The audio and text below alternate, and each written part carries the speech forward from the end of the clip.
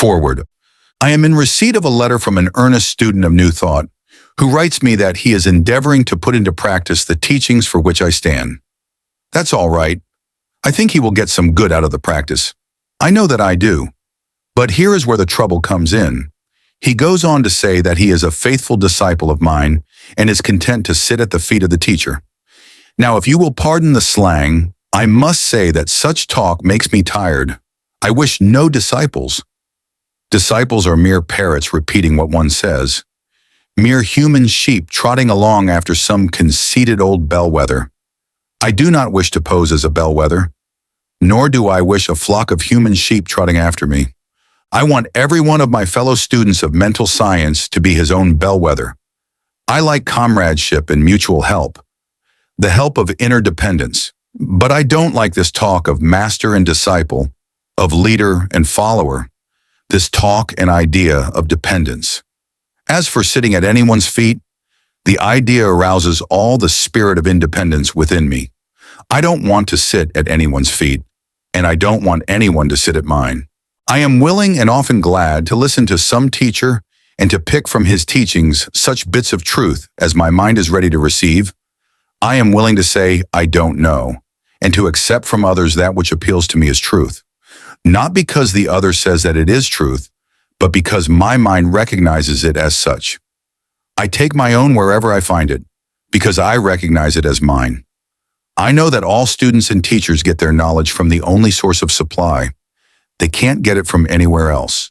And if some other fellow happens to see a particular bit of truth before I do, I gladly accept a portion of it from his hands, be he king or beggar. While if I happen to see the thing first, I will gladly share it with all who are ready for it and who may want it without feeling that I am a leader or teacher or that they are followers or disciples. We are all fellow students. That's all.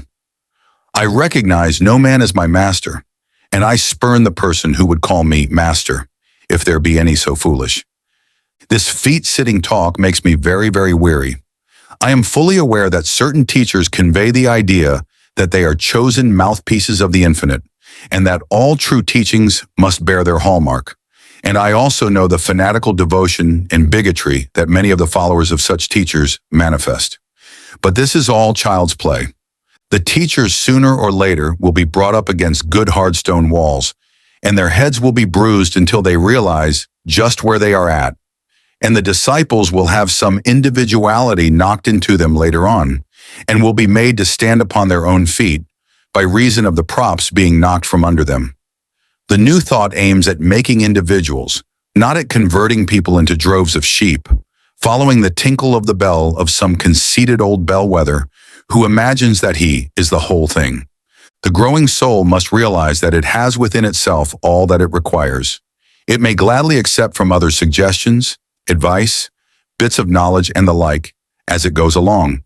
The soul itself being the only judge of what it requires at each particular stage. But in the end, it must do its own work, and must stand on its own feet. All the teachings in the world will not help you, unless you take hold of the matter yourself and work out your own salvation. You cannot get true mental or spiritual teaching by simply paying so much for a course of lessons and doing nothing yourself. You must bring something to the teacher before you can take anything away. You must work up to an understanding before the teachings of another will do you any good. The teacher may make a suggestion that will open up a line of thought for you, or he may point out a way that has proved of value to him, and thus save you much time and trouble. But you must do the real work yourself. A teacher may be so filled with the truth that he will overflow, and you will get some of the overflow.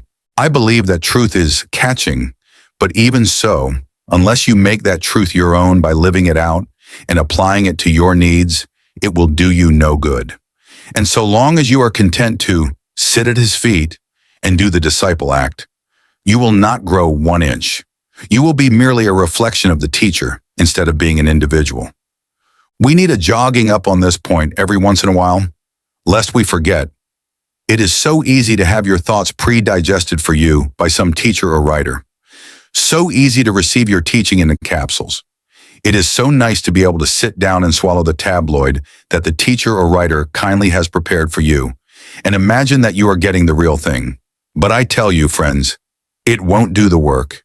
Imbibe all the teachings you please, but you have got to get down to business yourself. You can't give someone else a power of attorney to do the work in your place. Life accepts no substitutes. You must step out yourself. It is mighty easy, this idea of paying so much in time or money to some teacher or writer, and then sneaking into the kingdom of heaven holding on to his skirts. But it won't work. You've got to do some hustling on your own account, and don't you make any mistake about this fact. Many of you are running around after teachers, preachers, prophets, seers, illuminated souls and whatnot, expecting that your little fee for courses of lessons, private teachings, and all the rest is going to land you right up in the front rank. Don't you believe a word of it. You've got to go through the motions yourself before you will attain anything. You can't sneak in that way. It won't work. I look around me and see many of these poor creatures sitting at the feet of someone or other, sinking their individuality in that of the teacher, and not daring to think an original thought, lest it conflict with some notion of their master. These good souls are so full of the teaching they are imbibing, they will repeat it by the yard, phrase after phrase like a well-trained parrot. But they don't understand a bit of it. They are like the moon which shines by reason of the reflection of the sun's rays, and has no light or heat of its own. The talk of these disciples and sitters at the feet is nothing but moonshine, mere reflected light. Moons are dead, cold things. No light, no heat, no fire, no energy. Dead, dead, dead, cold, barren, and played out. Stop this moon business and build yourself up into a sun. You have it in you. Manifest it. Start yourself in motion and manifest life. Don't suppose that you must be able to solve all the riddles of the universe before you can do anything. Never mind about those riddles. Just you get down to the task that lies ahead of you and throw into it some of that great life principle that is within you, waiting for a chance to manifest itself. Don't make the mistake of supposing that this or that teacher has solved the great riddle. If he says he has, he is only bluffing and whistling to keep up courage. He may have found a good-sized chunk of the truth, and if he is willing to pass you a bit of it, all right, but he hasn't the whole thing by a mighty sight. The whole thing isn't placing itself in the exclusive control of any little bit of itself. No one has a monopoly of knowing, a corner on the truth. It is yours as much as anybody's, but you must dig for it. Don't bother about the theories or the unsolvable riddles. Just get down to business and begin to live. Sometimes I amuse myself by reading some of the theories and explanations of those who think that they have hold of the whole thing.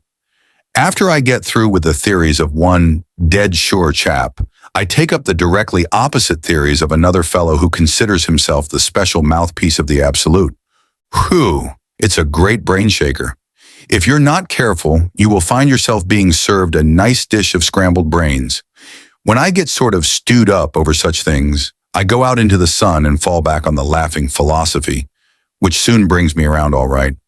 Nothing will puncture these bubbles so quickly as a good dose of laughter. Laughter is the only thing that keeps the race from madness. The sense of humor is God's best gift to man. Try it the next time you get stewed up with high statements, basic truths, axiomatic principles. Beware of any teachings that will not stand the test of the sunny out of doors in the application of the laughing philosophy. Shun the teachings that require a pursed-up mouth in a strained, preternaturally sober face. Have nothing to do with teachings that require a dim, dark, sunless room to be absorbed in. Beware of teachings and doctrines that bear the musty smell of the cell upon them. Carry out into the sun the teachings that are offered you and see whether or not they fade. Apply the chemical of laughter and ascertain whether the stuff bleaches. Remember this test when you are perplexed or worried over some strange theory or doctrine, no matter from whence it comes. If anyone tells you that which will not bear the test, discard the teaching, for it is spurious in that event. Try this on my writings along with the others. Stop being moons. Stop living by reflected light. Get into action and convert yourself into a living sun. You can do it. It is within your power. Every human soul contains within it the elements of the sun. Get to work and express yourself. Stiffen up your backbone and hold your head erect. Don't be afraid to say, I am it. This is a straight from the shoulder talk. Don't tell me that you are disciples of mine. I disown you. I refuse to have disciples. Don't try to sit at my feet. If you do, I will use my feet to push you off the platform. I need room to swing my feet about and don't want people sitting there. But if you wish to call me brother, or fellow student, or schoolmate in the kindergarten of God, I will be glad to have you do so. That's all we are after all. Little babes tugging away at the breast of the absolute. William Walker Atkinson. My working creed. I believe that the mind of man contains the greatest of all forces, that thought is one of the greatest manifestations of energy. I believe that the man who understands the use of thought force can make of himself practically what he will. I believe that not only is one's body subject to the control of the mind, but that also one may change environment, luck, circumstances by positive thought taking the place of negative. I know that the I can and I will attitude will carry one forward to success that will seem miraculous to the man on the I can't plane. I believe that thoughts are things, and that the law of attraction in the thought world will draw to one just what he desires or fears. I believe in the gospel of work, in hustling. I believe in the I do as well as the I am.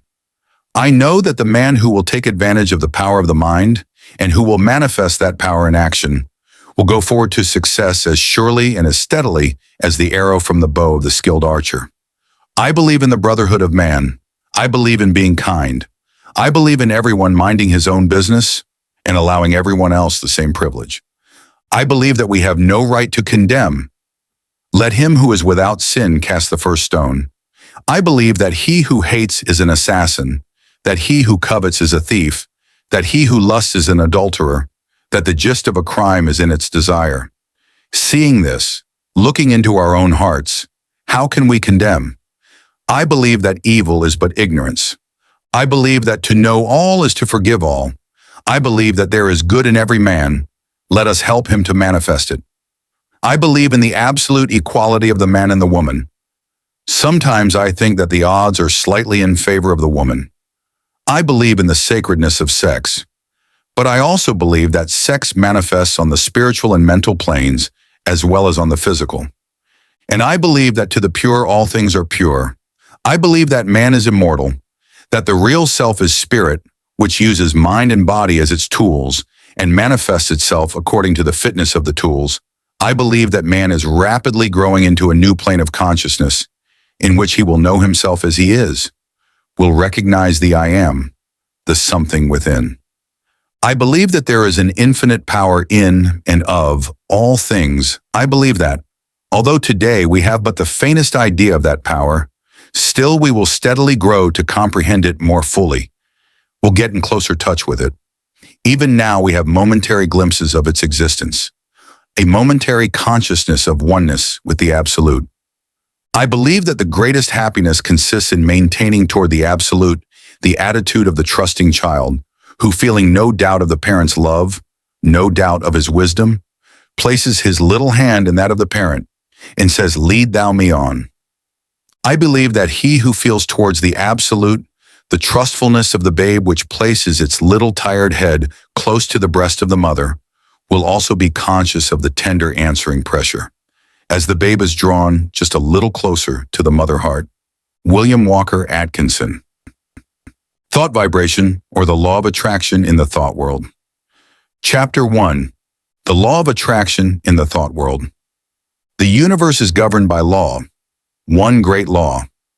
Its manifestations are multiform, but viewed from the ultimate, there is but one law. We are familiar with some of its manifestations, but are almost totally ignorant of certain others. Still, we are learning a little more every day. The veil is being gradually lifted. We speak learnedly of the law of gravitation, but ignore that equally wonderful manifestation, the law of attraction in the thought world.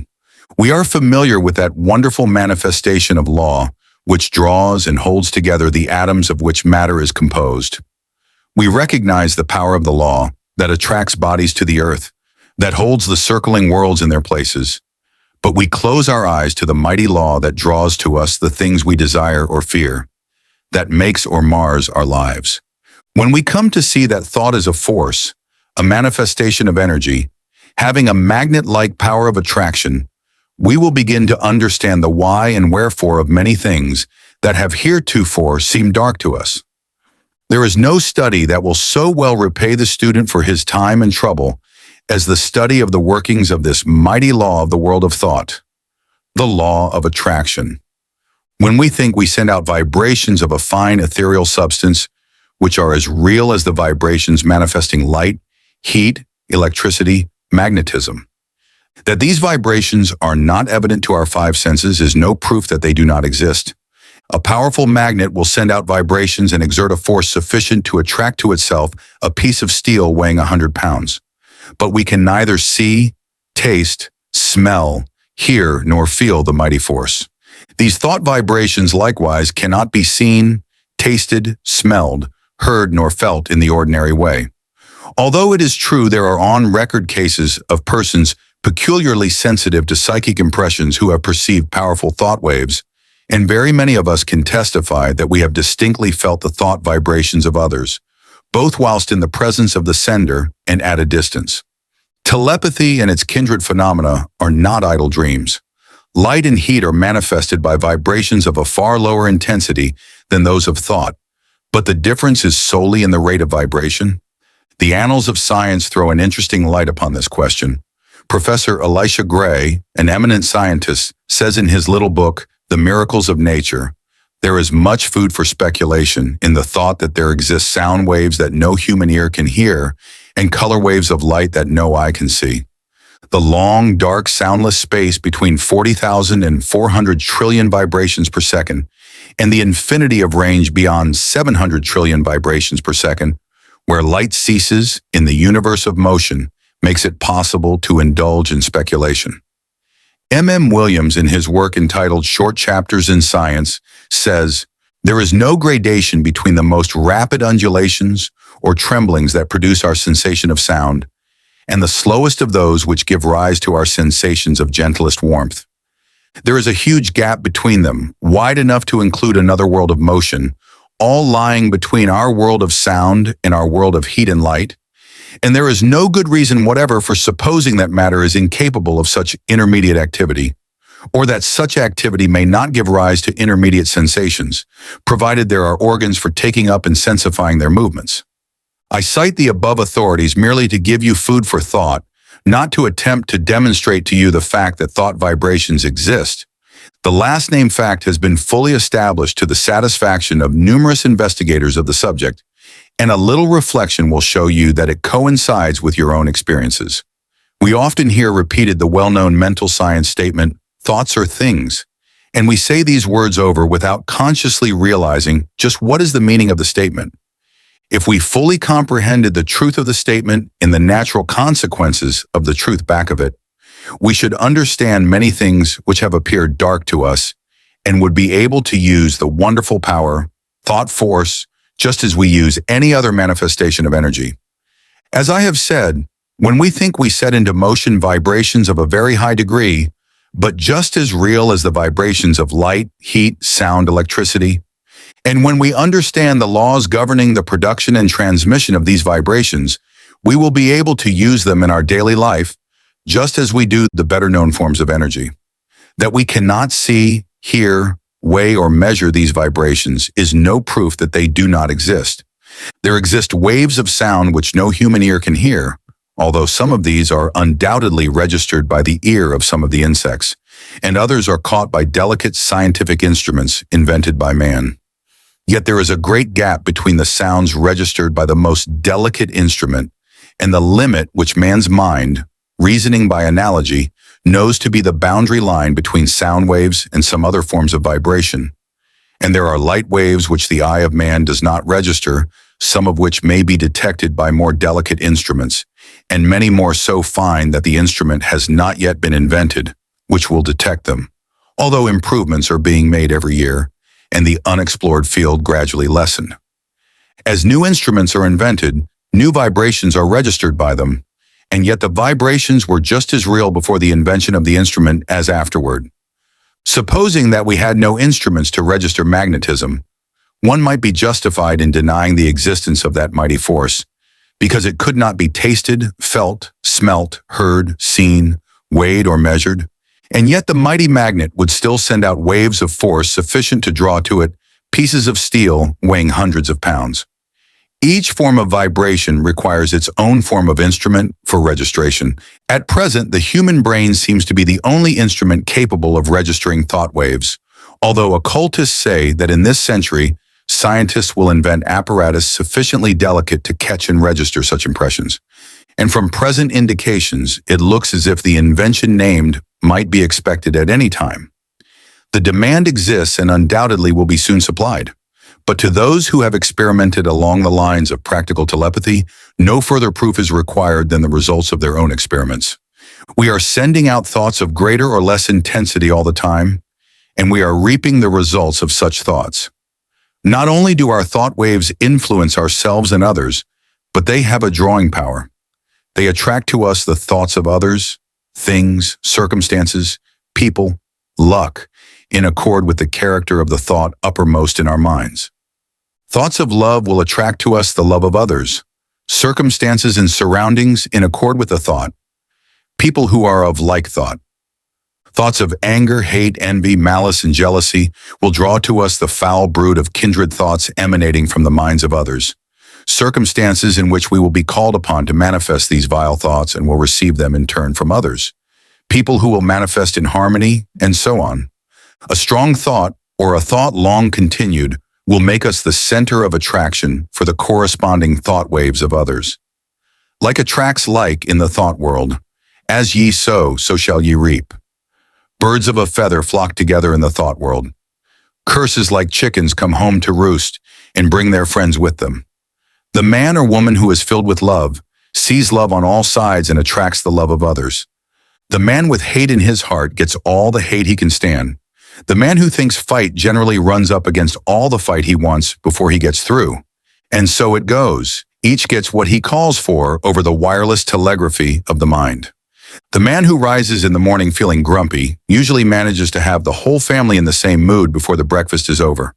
The nagging woman generally finds enough to gratify her nagging propensity during the day. This matter of thought attraction is a serious one. When you stop to think of it, you will see that a man really makes his own surroundings, although he blames others for it. I have known people who understood this law to hold a positive, calm thought and be absolutely unaffected by the inharmony surrounding them. They were like the vessel from which the oil had been poured on the troubled waters. They rested safely and calmly whilst the tempest raged around them. One is not at the mercy of the fitful storms of thought after he has learned the workings of the law. We have passed through the age of physical force onto the age of intellectual supremacy and are now entering a new and almost unknown field, that of psychic power. This field of energy has its established laws as well as have the others, and we should acquaint ourselves with them, or we will be crowded to the wall, as are the ignorant on the plains of effort.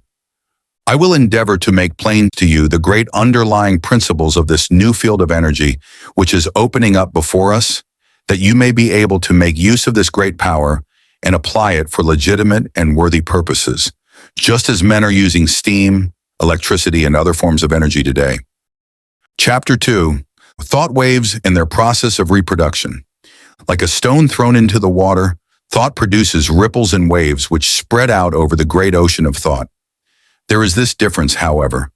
The waves on the water move only on a level plane in all directions, whereas thought waves move in all directions from a common center, just as do the rays from the sun. Just as we here on earth are surrounded by a great sea of air, so are we surrounded by a great sea of mind. Our thought waves move through this vast mental ether, extending, however, in all directions, as I have explained, becoming somewhat lessened in intensity according to the distance traversed, because of the friction occasioned by the waves coming in contact with the great body of mind surrounding us on all sides. These thought waves have other qualities differing from the waves on the water. They have the property of reproducing themselves. In this respect, they resemble sound waves rather than waves upon the water. Just as a note of the violin will cause the thin glass to vibrate and sing, so will a strong thought tend to awaken similar vibrations in minds attuned to receive it. Many of the stray thoughts which come to us are but reflections or answering vibrations to some strong thought sent out by another. But unless our minds are attuned to receive it, the thought will not likely affect us. If we are thinking high and great thoughts, our minds acquire a certain keynote corresponding to the character of the thoughts we have been thinking. And this keynote, once established, we will be apt to catch the vibrations of other minds keyed to the same thought. On the other hand, let us get into the habit of thinking thoughts of an opposite character, and we will soon be echoing the low order of thought emanating from the minds of the thousands thinking along the same lines. We are largely what we have thought ourselves into being, the balance being represented by the character of the suggestions and thought of others, which have reached us either directly by verbal suggestions or telepathically by means of such thought waves.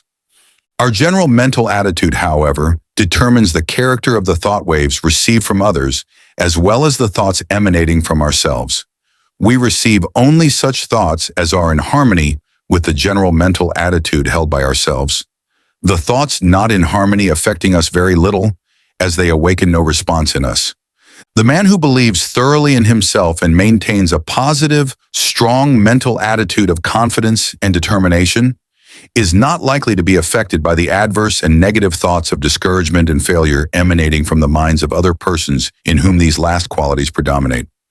At the same time, these negative thoughts, if they reach one whose mental attitude is pitched on a low key, deepen his negative state and add fuel to the fire which is consuming his strength, or, if you prefer this figure, serve to further smother the fire of his energy and activity.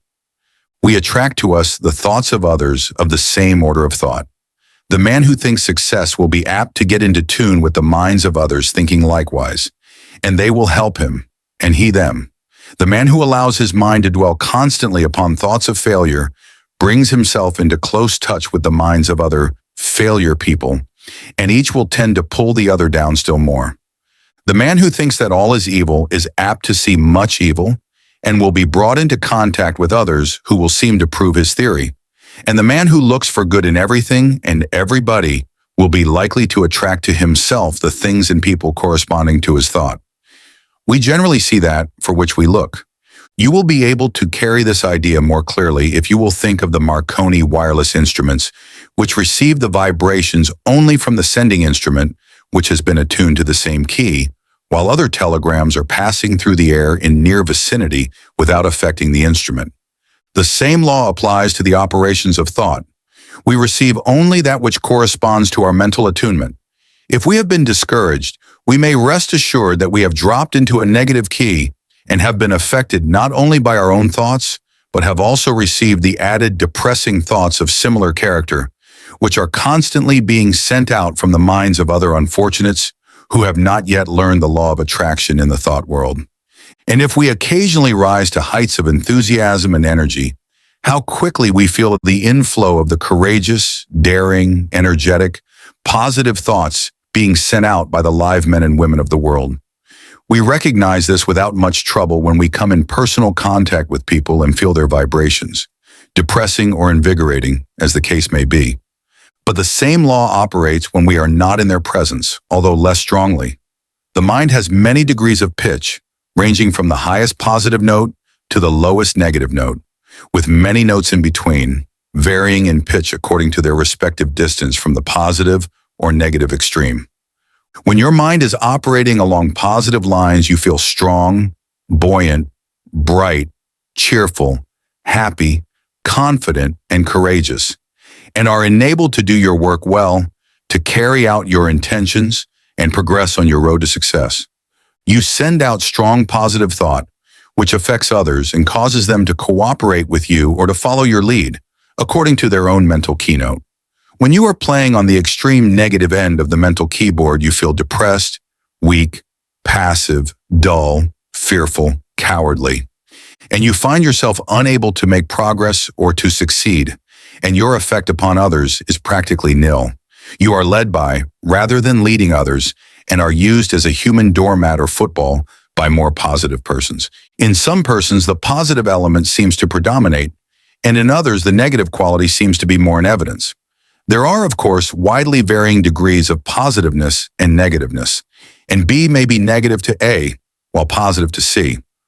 When two people first meet, there is generally a silent mental conflict in which their respective minds test their quality of positiveness and fix their relative position toward each other.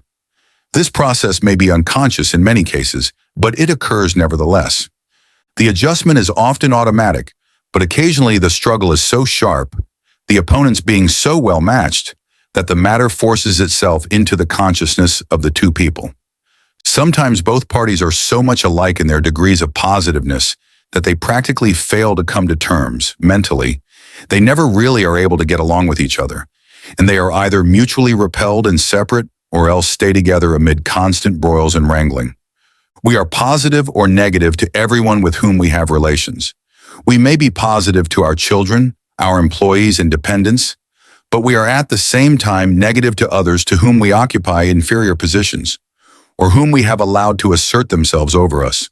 Of course, something may occur, and we will suddenly become more positive than the man or woman to whom we have heretofore been negative.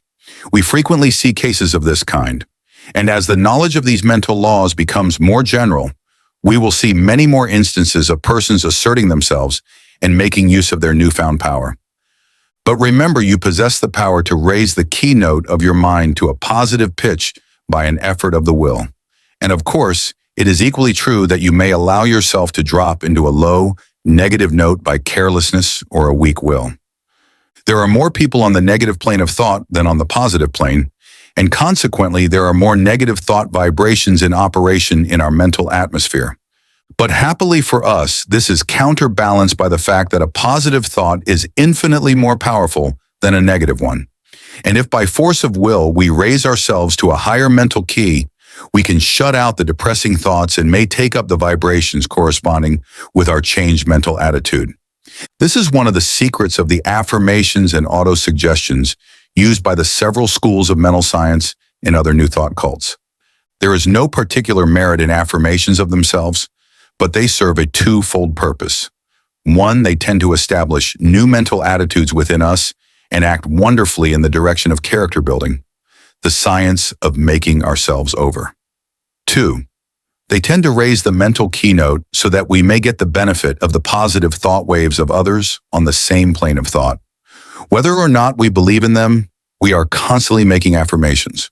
The man who asserts that he can and will do a thing, and asserts it earnestly, develops in himself the qualities conducive to the well-doing of that thing, and at the same time places his mind in the proper key to receive all the thought waves likely to help him in the doing. If, on the other hand, one says and feels that he is going to fail, he will choke and smother the thoughts coming from his own subconscious mentality, which are intended to help him, and at the same time will place himself in tune with the failure thought of the world. And there is plenty of the latter kind of thought around, I can tell you. Do not allow yourselves to be affected by the adverse and negative thoughts of those around you. Rise to the upper chambers of your mental dwelling and key yourself up to a strong pitch, away above the vibrations on the lower planes of thought. Then you will not only be immune to their negative vibrations, but will be in touch with the great body of strong, positive thought coming from those of your own plane of development.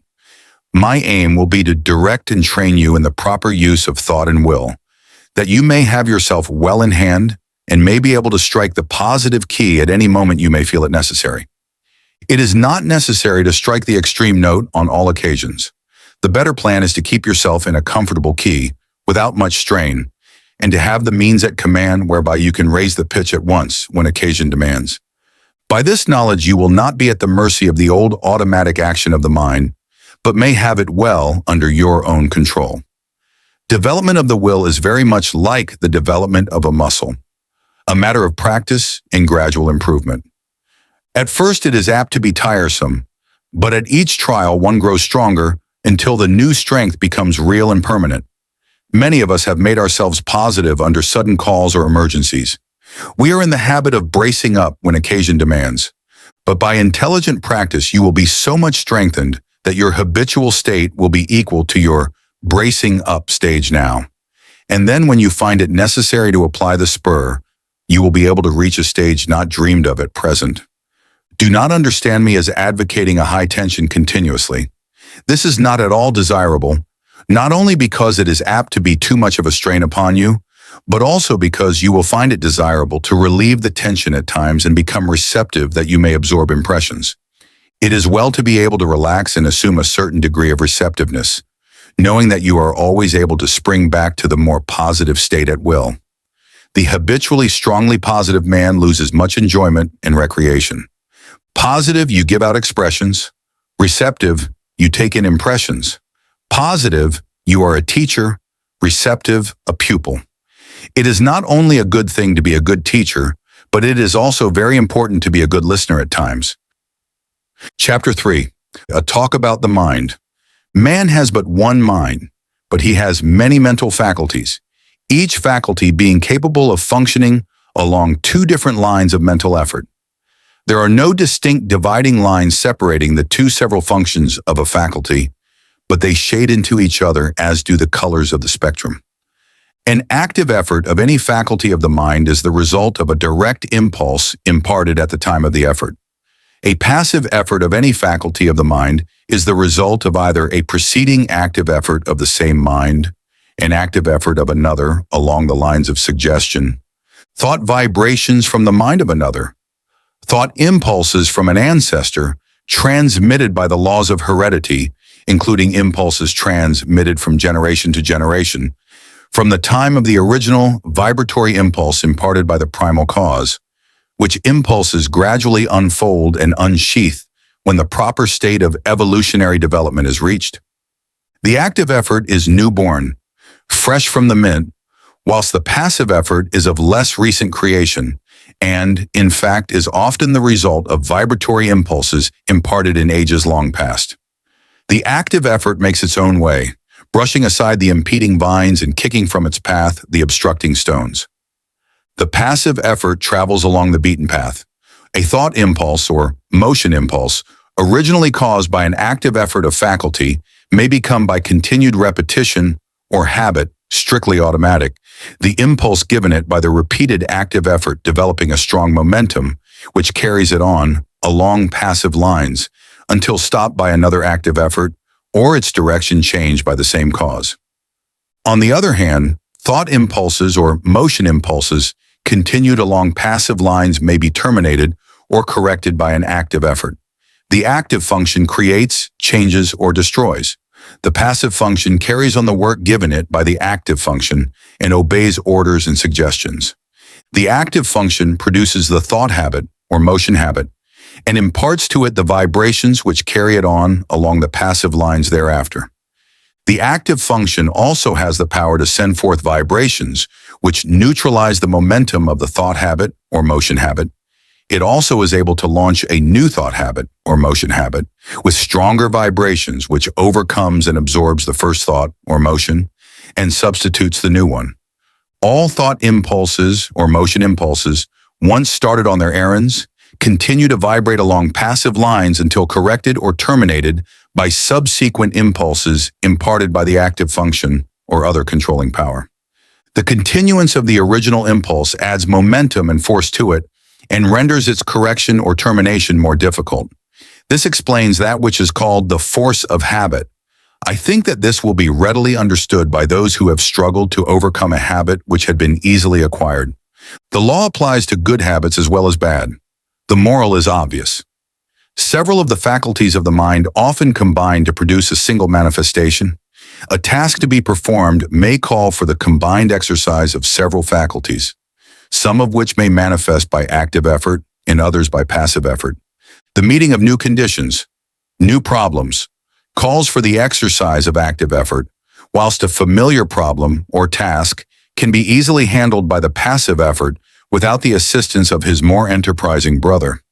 There is in nature an instinctive tendency of living organisms to perform certain actions, the tendency of an organized body to seek that which satisfies the wants of its organism.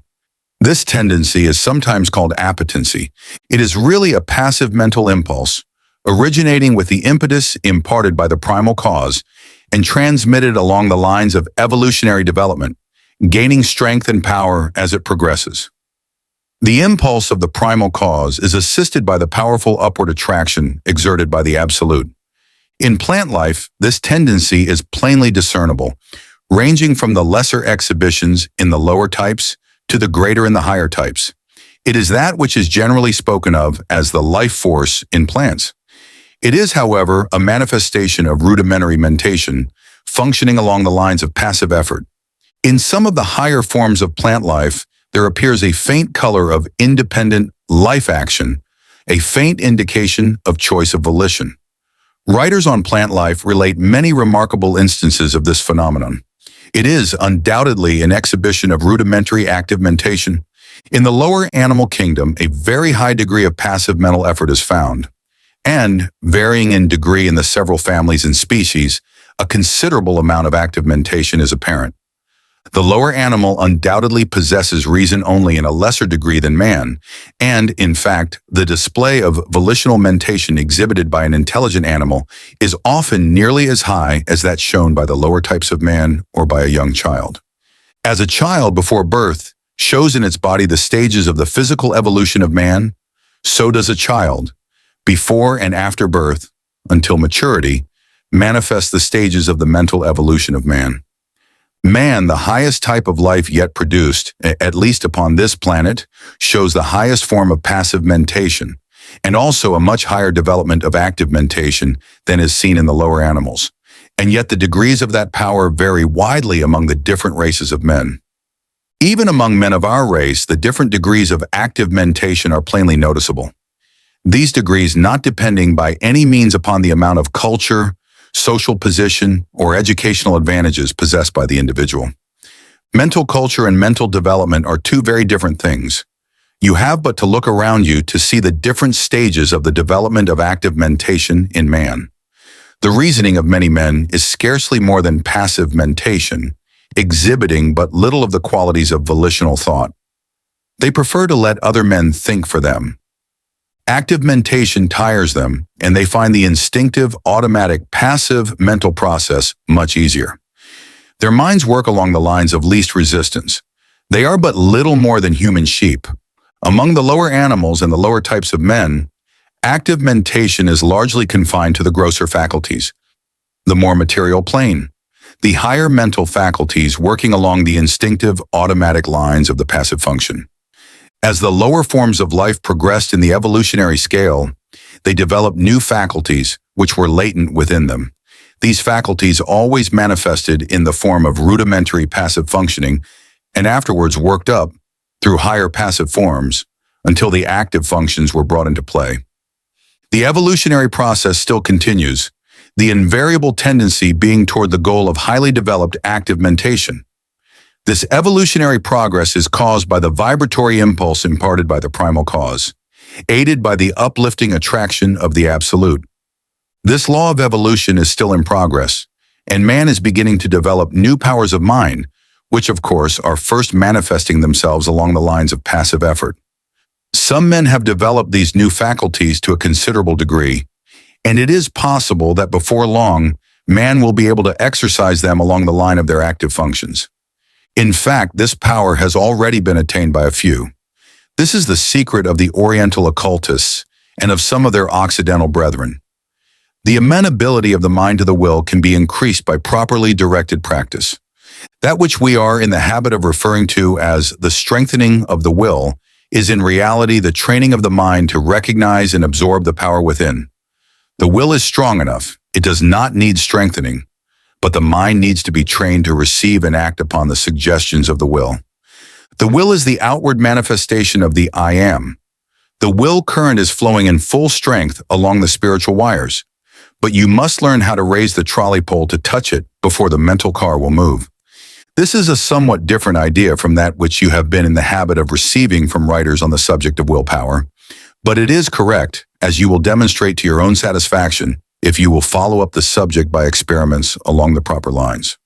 The attraction of the absolute is drawing man upward, and the vibratory force of the primal impulse has not yet exhausted itself. The time of evolutionary development has come when man can help himself. The man who understands the law can accomplish wonders by means of the development of the powers of the mind, whilst the man who turns his back upon the truth will suffer from his lack of knowledge of the law. He who understands the laws of his mental being develops his latent powers and uses them intelligently.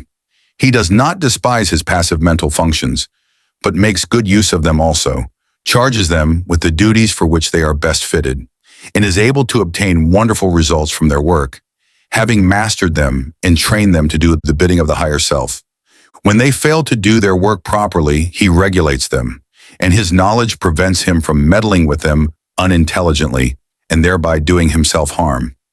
He develops the faculties and powers latent within him and learns how to manifest them along the line of active mentation as well as passive. He knows that the real man within him is the master to whom both active and passive functions are but tools. He has banished fear and enjoys freedom. He has found himself. He has learned the secret of the I Am. Chapter 4. Mind Building. Man can build up his mind and make it what he wills. In fact, we are mind building every hour of our lives, either consciously or unconsciously. The majority of us are doing the work unconsciously, but those who have seen a little below the surface of things have taken the matter in hand and have become conscious creators of their own mentality.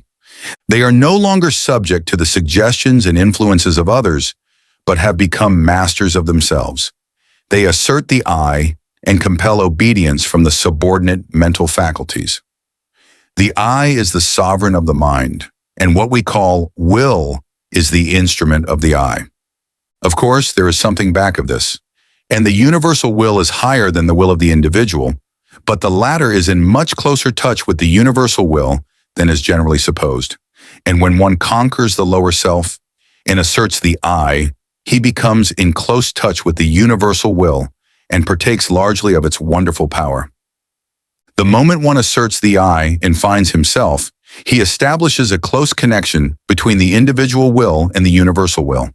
But before he is able to avail himself of the mighty power at his command, he must first effect the mastery of the lower self. Think of the absurdity of man claiming to manifest powers when he is the slave of the lower parts of his mental being, which should be subordinate.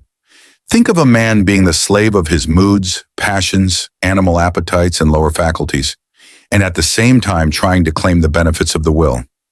Now, I am not preaching asceticism, which seems to me to be a confession of weakness. I am speaking of self-mastery, the assertion of the I over the subordinate parts of oneself. In the higher view of the subject, this I is the only real self, and the rest is the non-self. But our space does not permit the discussion of this point, and we will use the word self as meaning the entire man. Before a man can assert the I in its full strength, he must obtain the complete mastery of the subordinate parts of the self. All things are good when we learn to master them, but no thing is good when it masters us. Just so long as we allow the lower portions of the self to give us orders, we are slaves. It is only when the I mounts his throne and lifts the scepter that order is established and things assume their proper relation to each other. We are finding no fault with those who are swayed by their lower selves. They are in a lower grade of evolution and will work up in time. But we are calling the attention of those who are ready to the fact that the sovereign must assert his will and that the subjects must obey. Orders must be given and carried out. Rebellion must be put down and the rightful authority insisted upon, and the time to do it is now. You have been allowing your rebellious subjects to keep the king from his throne. You have been allowing the mental kingdom to be misgoverned by irresponsible faculties. You have been the slaves of appetite, unworthy thoughts, passion, and negativeness. The will has been set aside, and low desire has usurped the throne. It is time to re-establish order in the mental kingdom. You are able to assert the mastery over any emotion, appetite, passion, or class of thoughts by the assertion of the will. You can order fear to go to the rear, jealousy to leave your presence, hate to depart from your sight, anger to hide itself, worry to cease troubling you, uncontrolled appetite and passion to bow in submission and to become humble slaves instead of masters, all by the assertion of the I.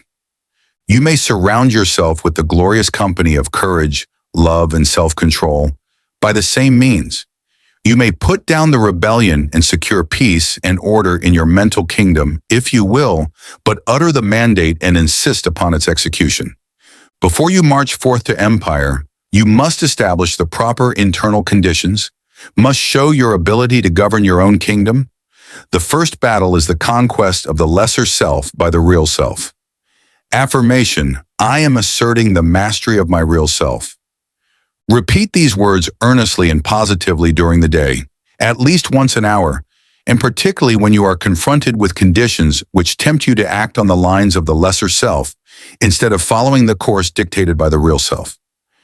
In the moment of doubt and hesitation, say these words earnestly, and your way will be made clear to you. Repeat them several times after you retire and settle yourself to sleep. But be sure to back up the words with the thought inspiring them, and do not merely repeat them parrot-like. Form the mental image of the real self asserting its mastery over the lower planes of your mind. See the king on his throne. You will become conscious of an influx of new thought, and things which have seemed hard for you will suddenly become much easier. You will feel that you have yourself well in hand, and that you are the master and not the slave. The thought you are holding will manifest itself in action, and you will steadily grow to become that which you have in mind. Exercise: fix the mind firmly on the higher self and draw inspiration from it when you feel led to yield to the promptings of the lower part of your nature. When you are tempted to burst into anger, assert the I, and your voice will drop. Anger is unworthy of the developed self. When you feel vexed and cross, remember what you are and rise above your feeling. When you feel fearful, remember that the real self fears nothing and assert courage. When you feel jealousy inciting, think of your higher nature and laugh, and so on, asserting the real self and not allowing the things on the lower plane of mentality to disturb you. They are unworthy of you and must be taught to keep their places. Do not allow these things to master you. They should be your subjects, not your masters. You must get away from this plane, and the only way to do so is to cut loose from these phases of thought which have been running things to suit themselves. You may have trouble at the start, but keep at it, and you will have that satisfaction which comes only from conquering the lower parts of our nature. You have been a slave long enough. Now is the time to free yourselves. If you will follow these exercises faithfully, you will be a different being by the end of the year, and will look back with a pitying smile to your former condition. But it takes work. This is not child's play, but a task for earnest men. And Chapter 5, The Secret of the Will. While psychologists may differ in their theories regarding the nature of the will, none deny its existence nor question its power. All persons recognize the power of strong will. All see how it may be used to overcome the greatest obstacles. But few realize that the will may be developed and strengthened by intelligent practice. They feel that they could accomplish wonders if they had a strong will, but instead of attempting to develop it, they content themselves with vain regrets. They sigh, but do nothing. Those who have investigated the subject closely know that willpower, with all its latent possibilities and mighty powers, may be developed, disciplined, controlled, and directed, just as may be any other of nature's forces. It does not matter what theory you may entertain about the nature of the will, you will obtain the results if you practice intelligently. Personally, I have a somewhat odd theory about the will. I believe that every man has, potentially, a strong will, and that all he has to do is to train his mind to make use of it. I think that in the higher regions of the mind of every man is a great store of willpower awaiting his use. The will current is running along the psychic wires, and all that it is necessary to do is to raise the mental trolley pole and bring down the power for your use, and the supply is unlimited, for your little storage battery is connected with the great powerhouse of the universal willpower, and the power is inexhaustible. Your will does not need training, but your mind does. The mind is the instrument, and the supply of willpower is proportionate to the fineness of the instrument through which it manifests. But you needn't accept this theory if you don't like it. This lesson will fit your theory as well as mine. He who has developed his mind so that it will allow the willpower to manifest through it has opened up wonderful possibilities for himself. Not only has he found a great power at his command, but he is able to bring into play and use faculties, talents, and abilities of whose existence he has not dreamed. This secret of the will is the magic key which opens all doors. The late Donald G. Mitchell once wrote, "Resolve is what makes a man manifest, not puny resolve, but crude determination, not errant purpose, but that strong and indefatigable will which treads down difficulties and danger, as a boy treads down the heaving frostlands of winter, which kindles his eye and brain with a proud pulse beat toward the unattainable. Will makes men giants." Many of us feel that if we would but exert our will, we might accomplish wonders. But somehow we do not seem to want to take the trouble. At any rate, we do not get to the actual willing point. We put it off from time to time and talk vaguely of someday, but that someday never comes. We instinctively feel the power of the will, but we haven't enough energy to exercise it, and so drift along with the tide, unless perhaps some friendly difficulty arises, some helpful obstacle appears in our path, or some kindly pain stirs us into action, in either of which cases we are compelled to assert our will and thus begin to accomplish something. The trouble with us is that we do not want to do the thing enough to make us exert our willpower. We don't want to hard enough. We are mentally lazy and of weak desire. If you do not like the word desire, substitute for it the word aspiration. Some people call the lower impulses desires and the higher aspirations. It's all a matter of words. Take your choice. That is the trouble. Let a man be in danger of losing his life. Let a woman be in danger of losing a great love, and you will witness a startling exhibition of willpower from an unexpected source. Let a woman's child be threatened with danger, and she will manifest a degree of courage and will that sweeps all before it. And yet the same woman will quail before a domineering husband and will lack the will to perform a simple task. A boy will do all sorts of work if he but considers it play, and yet he can scarcely force himself to cut a little firewood. Strong will follows strong desire. If you really want to do a thing very much, you can usually develop the willpower to accomplish it. The trouble is that you have not really wanted to do these things, and yet you blame your will. You say that you do want to do it, but if you stop to think, you will see that you really want to do something else more than the thing in question. You are not willing to pay the price of attainment. Stop a moment and analyze the statement and apply it to your own case. You are mentally lazy. That's the trouble. Don't talk to me about not having enough will. You have a great storehouse of will awaiting your use, but you are too lazy to use it. Now, if you are really in earnest about this matter, get to work and first find out what you really want to do, then start to work and do it. Never mind about the willpower. You'll find a full supply of that whenever you need it. The thing to do is to get to the point where you will resolve to will. That's the real test, the resolving. Think of these things a little and make up your mind whether or not you really want to be a willer sufficiently hard to get to work. Many excellent essays and books have been written on this subject, all of which agree regarding the greatness of willpower, the most enthusiastic terms being used, but few have anything to say about how this power may be acquired by those who have it not, or who possess it in but a limited degree. Some have given exercises designed to strengthen the will, which exercises really strengthen the mind so that it is able to draw upon its store of power. But they have generally overlooked the fact that in autosuggestion is to be found the secret of the development of the mind so that it may become the efficient instrument of the will. Autosuggestion, I am using my willpower. Say these words several times earnestly and positively immediately after finishing this article. Then repeat them frequently during the day, at least once an hour, and particularly when you meet something that calls for the exercise of willpower. Also repeat them several times after you retire and settle yourself for sleep. Now, there is nothing in these words unless you back them up with a thought. In fact, the thought is the whole thing, and the words only pegs upon which to hang the thought. So think of what you are saying and mean what you say. You must use faith at the start and use the words with a confident expectation of the result.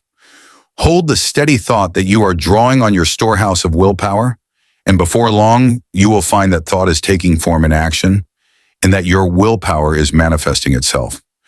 You will feel an influx of strength with each repetition of the words. You will find yourself overcoming difficulties and bad habits, and will be surprised at how things are being smoothed out for you. Exercise. Perform at least one disagreeable task each day during the month. If there is any specially disagreeable task which you would like to shirk, that is the one for you to perform. This is not given you in order to make you self-sacrificing or meek or anything of that sort. It is given you to exercise your will. Anyone can do a pleasant thing cheerfully, but it takes will to do the unpleasant thing cheerfully, and that is how you must do the work. It will prove a most valuable discipline to you. Try it for a month and you will see where it comes in. If you shirk this exercise, you had better stop right here and acknowledge that you do not want willpower and are content to stay where you are and remain a weakling. Chapter 6. How to become immune to injurious thought attraction. The first thing to do is to begin to cut out fear and worry. Fear thought is the cause of much unhappiness and many failures. You have been told this thing over and over again, but it will bear repeating. Fear is a habit of mind which has been fastened upon us by negative race thought, but from which we may free ourselves by individual effort and perseverance. Strong expectancy is a powerful magnet. He of the strong, confident desire attracts to him the things best calculated to aid him. Persons, things, circumstances, surroundings. If he desires them hopefully, trustfully, confidently, calmly. And equally true, he who fears a thing generally manages to start into operation forces which will cause the thing he feared to come upon him. Don't you see, the man who fears really expects the feared thing, and in the eyes of the law, it is the same as if he really had wished for or desired it.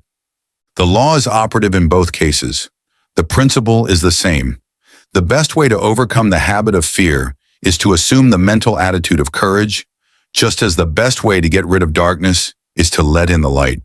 It is a waste of time to fight a negative thought habit by recognizing its force and trying to deny it out of existence by mighty efforts. The best, surest, easiest, and quickest method is to assume the existence of the positive thought desired in its place, and by constantly dwelling upon the positive thought, manifest it into objective reality. Therefore, instead of repeating, "I'm not afraid," say boldly, "I am full of courage, I am courageous." You must assert, "There's nothing to fear," which, although in the nature of a denial, simply denies the reality of the object causing fear, rather than admitting the fear itself and then denying it. To overcome fear, one should hold firmly to the mental attitude of courage. He should think courage, say courage, act courage. He should keep the mental picture of courage before him all the time until it becomes his normal mental attitude. Hold the ideal firmly before you, and you will gradually grow to its attainment. The ideal will become manifest.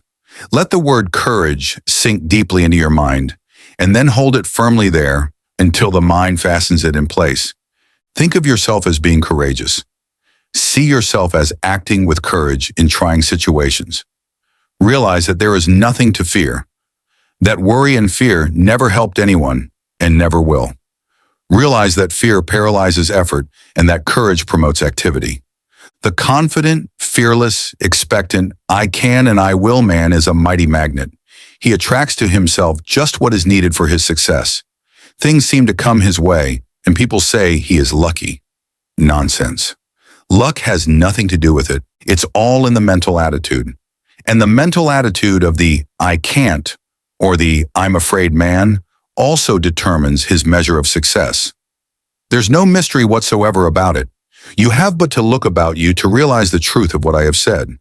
Did you ever know a successful man who did not have the I can and I will thought strong within him? Why, he will walk all around the I can't man who has perhaps even more ability.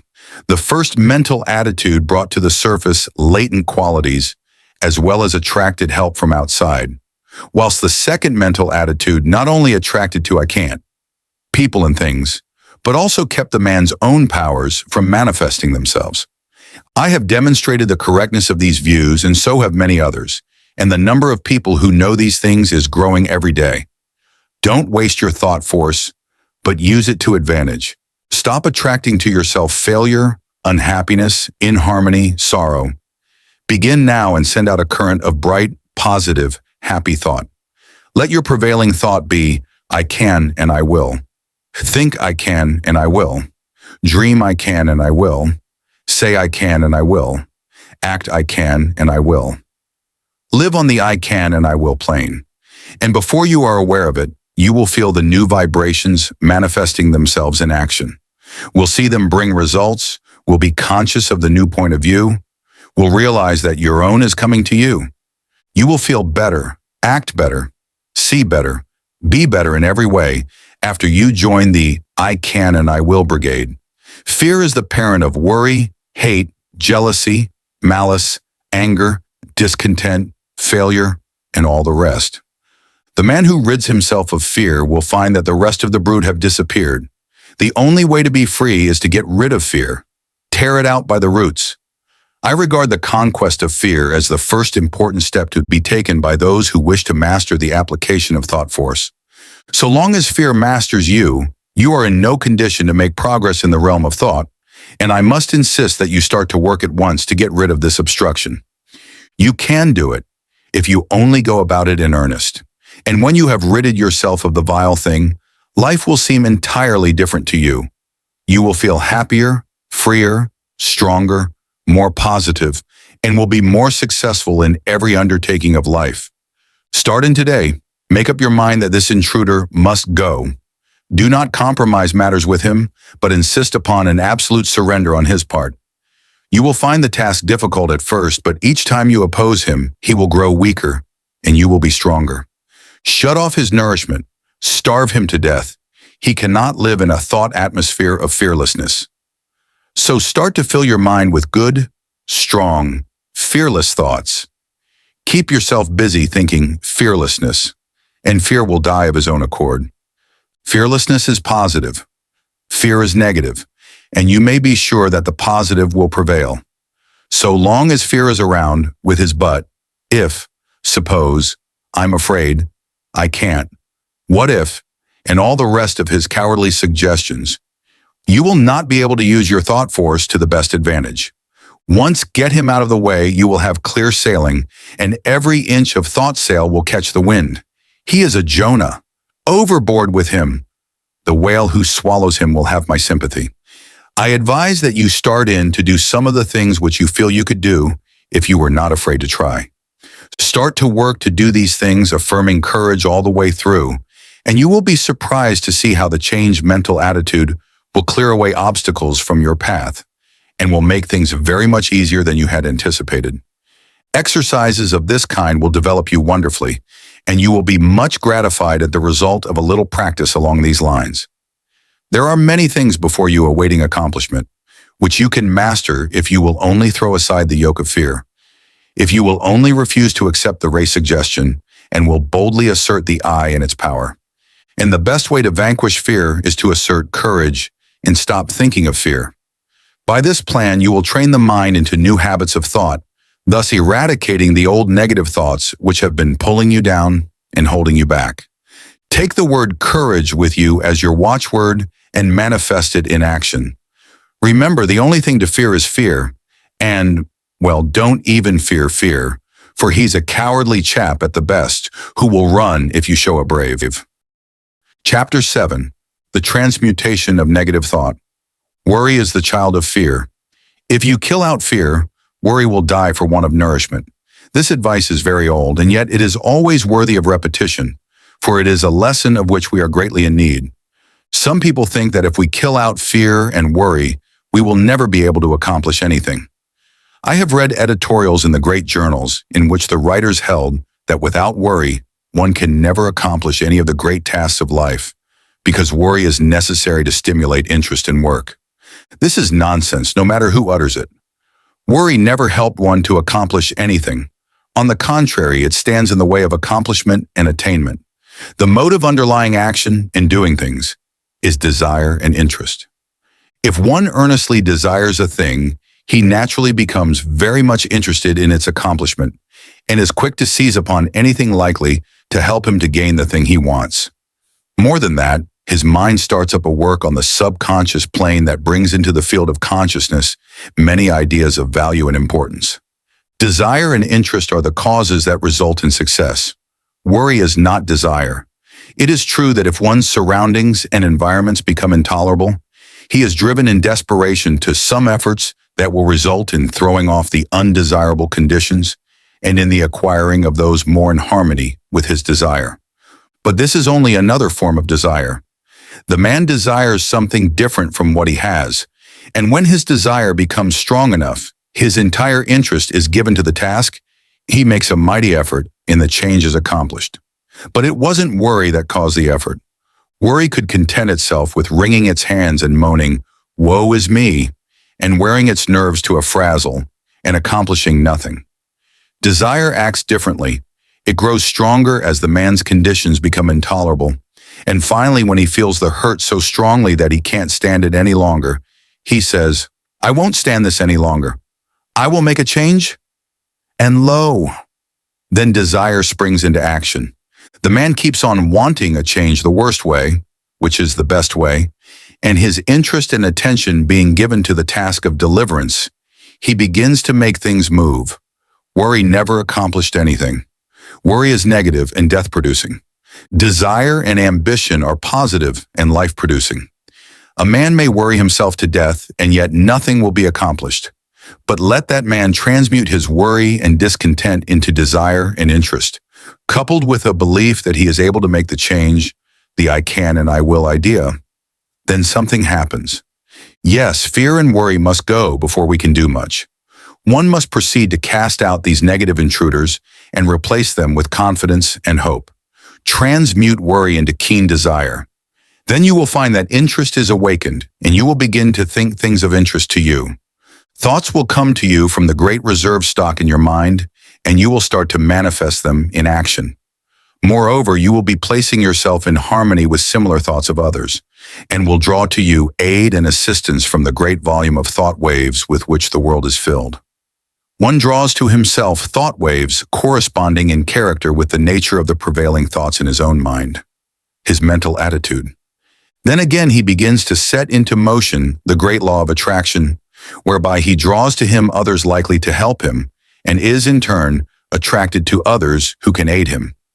This law of attraction is no joke, no metaphysical absurdity, but is a great live working principle of nature, as anyone may learn by experimenting and observing. To succeed in anything, you must want it very much. Desire must be in evidence in order to attract. The man of weak desires attracts very little to himself. The stronger the desire, the greater the force set into motion. You must want a thing hard enough before you can get it. You must want it more than you do the things around you, and you must be prepared to pay the price for it. The price is the throwing overboard of certain lesser desires that stand in the way of the accomplishment of the greater one. Comfort, ease, leisure, amusements, and many other things may have to go. Not always, though. It all depends on what you want. As a rule, the greater the thing desired, the greater the price to be paid for it. Nature believes in adequate compensation. But if you really desire a thing in earnest, you will pay the price without question, for the desire will dwarf the importance of the other things. You say that you want a thing very much and are doing everything possible toward its attainment? Pshaw, you are only playing desire. Do you want the thing as much as a prisoner wants freedom? As much as a dying man wants life? Look at the almost miraculous things accomplished by prisoners desiring freedom. Look how they work through steel plates and stone walls with a bit of stone. Is your desire as strong as that? Do you work for the desired thing as if your life depended upon it? Nonsense. You don't know what desire is. I tell you, if a man wants a thing as much as the prisoner wants freedom, or as much as a strongly vital man wants life, then that man will be able to sweep away obstacles and impediments apparently immovable. The key to attainment is desire, confidence, and will. This key will open many doors. Fear paralyzes desire. It scares the life out of it. You must get rid of fear. There have been times in my life when fear would get hold of me and take a good firm grip on my vitals, and I would lose all hope, all interest, all ambition, all desire. But thank the Lord, I have always managed to throw off the grip of the monster and face my difficulty like a man. And lo, things would seem to be straightened out for me somehow. Either the difficulty would melt away, or I would be given means to overcome it, or get around, or under, or over it. It is strange how this works. No matter how great is the difficulty, when we finally face it with courage and confidence in ourselves, we seem to pull through somehow, and then we begin to wonder what we were scared about. This is not a mere fancy, it is the working of a mighty law, which we do not as yet fully understand, but which we may prove at any time. People often ask, it's all very well for you New Thought people to say, don't worry. But what's a person to do when he thinks of all the possible things ahead of him, which might upset him and his plans? Well, all that I can say is that the man is foolish to bother about thinking of troubles to come at some time in the future. The majority of things that we worry about don't come to pass at all. A large proportion of the others come in a milder form than we had anticipated, and there are always other things which come at the same time which help us to overcome the trouble. The future holds in store for us not only difficulties to be overcome, but also agents to help us in overcoming the difficulties. Things adjust themselves. We are prepared for any trouble which may come upon us, and when the time comes, we somehow find ourselves able to meet it. God not only tempers the wind to the shorn lamb, but he also tempers the shorn lamb to the wind. The wind and the shearing do not come together. There is usually enough time for the lamb to get seasoned, and then he generally grows new wool before the cold blast comes. It has been well said that 9/10 of the worries are over things which never come to pass, and that the other 10th is over things of little or no account. So what's the use in using up all your reserve force and fretting over future troubles, if this be so? Better wait until your troubles really come before you worry. You will find that by this storing up of energy, you will be able to meet about any sort of trouble that comes your way. What is it that uses up all the energy in the average man or woman anyway? Is it the real overcoming of difficulties or the worrying about impending troubles? It's always tomorrow, tomorrow, and yet tomorrow never comes just as we feared it would. Tomorrow is all right. It carries in its grip good things as well as troubles. Bless my soul when I sit down and think over the things which I once feared might possibly descend upon me. I laugh. Where are those feared things now? I don't know. Have almost forgotten that I ever feared them. You do not need to fight worry. That isn't the way to overcome the habit. Just practice concentration, and then learn to concentrate upon something right before you, and you will find that the worry thought has vanished. The mind can think of but one thing at a time, and if you concentrate upon a bright thing, the other thing will fade away. There are better ways of overcoming objectionable thoughts than by fighting them. Learn to concentrate upon thoughts of an opposite character, and you will have solved the problem. When the mind is full of worry thoughts, it cannot find time to work out plans to benefit you, but when you have concentrated upon bright, helpful thoughts, you will discover that it will start to work subconsciously, and when the time comes, you will find all sorts of plans and methods by which you will be able to meet the demands upon you.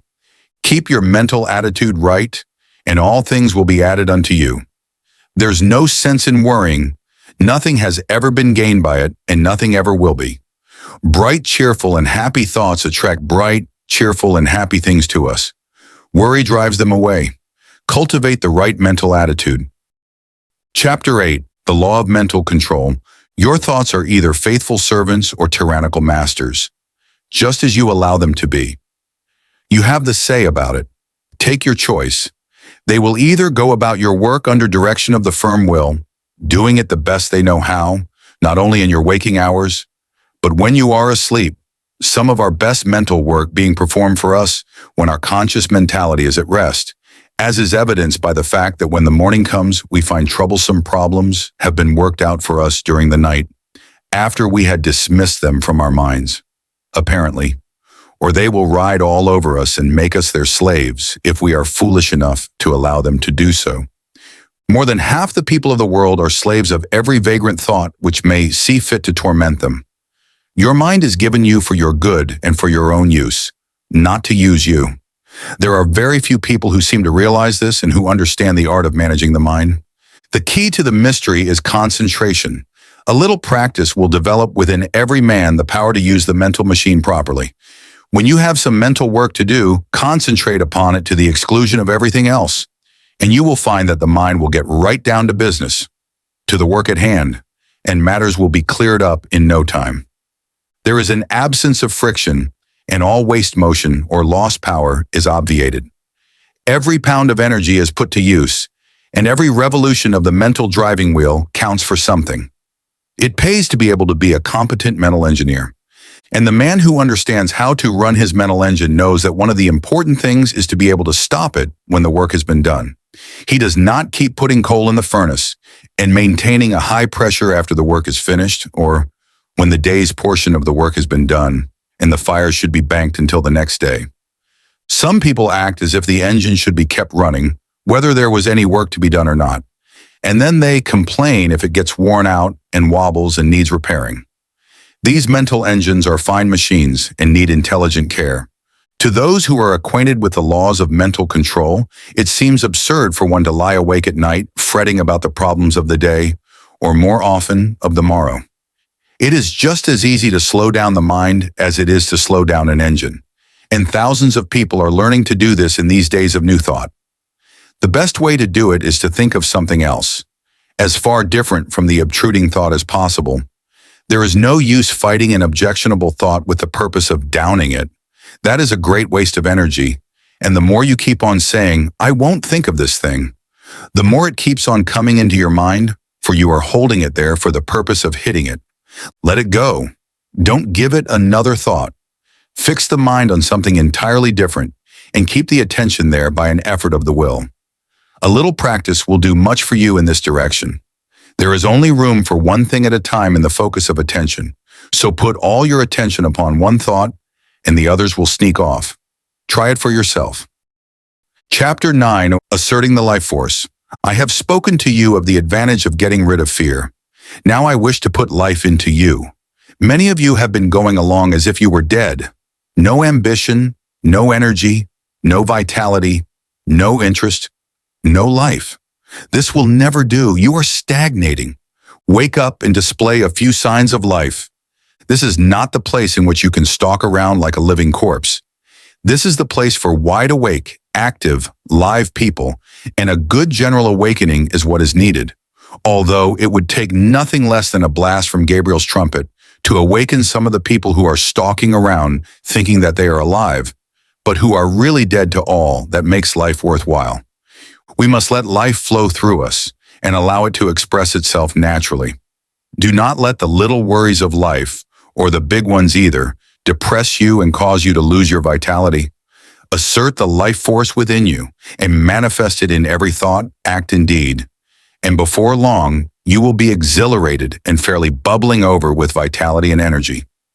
Put a little life into your work, into your pleasures, into yourself. Stop doing things in a half-hearted way and begin to take an interest in what you are doing, saying, and thinking. It is astonishing how much interest we may find in the ordinary things of life if we will only wake up. There are interesting things all around us, interesting events occurring every moment, but we will not be aware of them unless we assert our life force and begin to actually live instead of merely existing. No man or woman ever amounted to anything unless he or she put life into the tasks of everyday life, the acts, the thoughts. What the world needs is live men and women. Just look into the eyes of the people whom you meet and see how few of them are really alive. The most of them lack that expression of conscious life which distinguishes the man who lives from the one who simply exists. I want you to acquire this sense of conscious life so that you may manifest it in your life and show what mental science has done for you.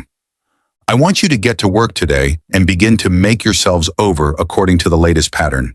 You can do this if you will only take the proper interest in the task. Affirmation and exercise. I am alive.